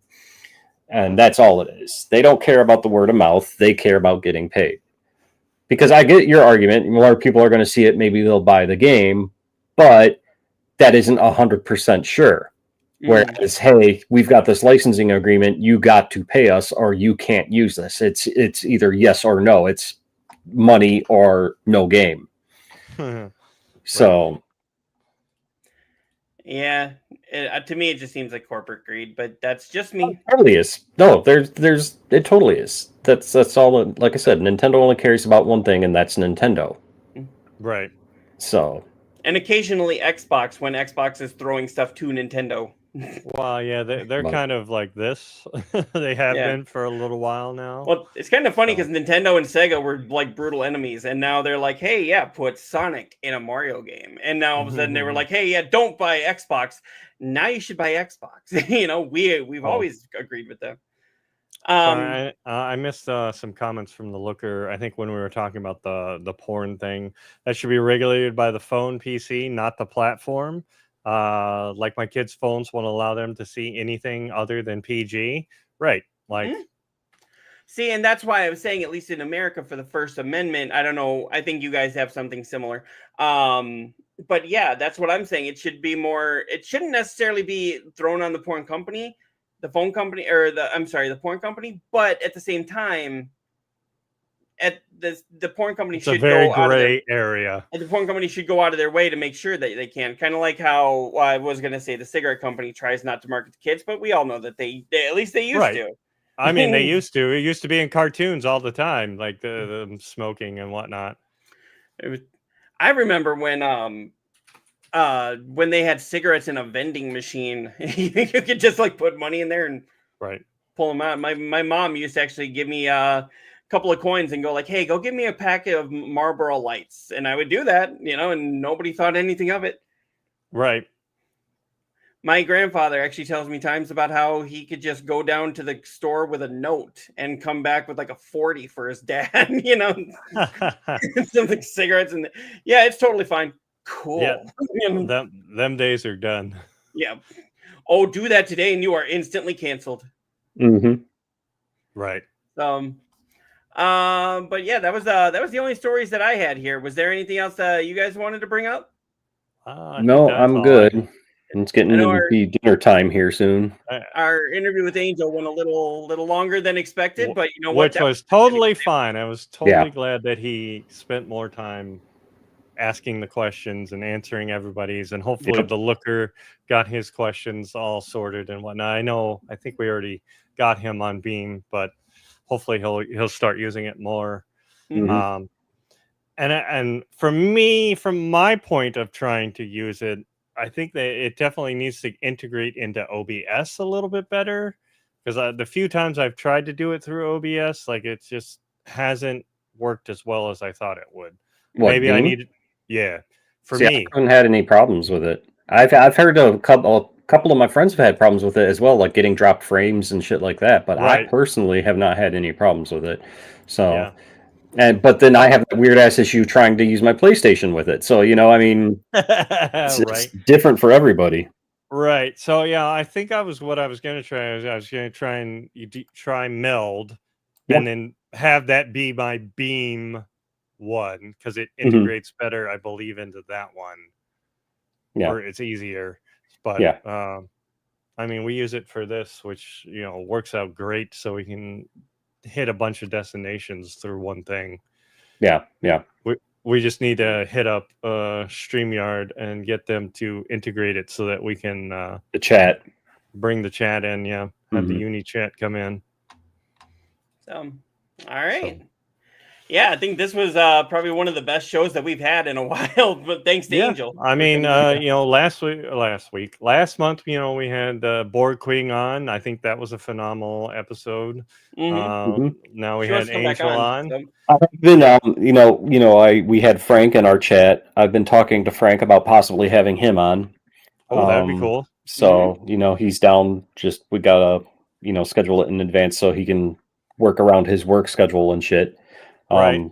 But if you aren't following Frank, you should check him out. He's a big Battlefield COD streamer. Okay. But he does a lot of cool stuff too on the side, especially on Twitter. He does a lot of ads and things like that, and he's very productive. So Awesome. but yeah, definitely give him a follow and check him out. Yeah, definitely. So all but right. Yeah, sounds like that's it for everybody. So, well, we want to thank everybody for coming and hanging out with us. Looker, thank you for yes. all of the questions. Everybody watching who was asking questions Yes. to the Thank you. CEO, to Angel. Thank you very much. And hopefully you'll come back. We will be back on here next week. And remember, haters gonna hate and gamers got a game. All right, guys. Talk to you later. Laters.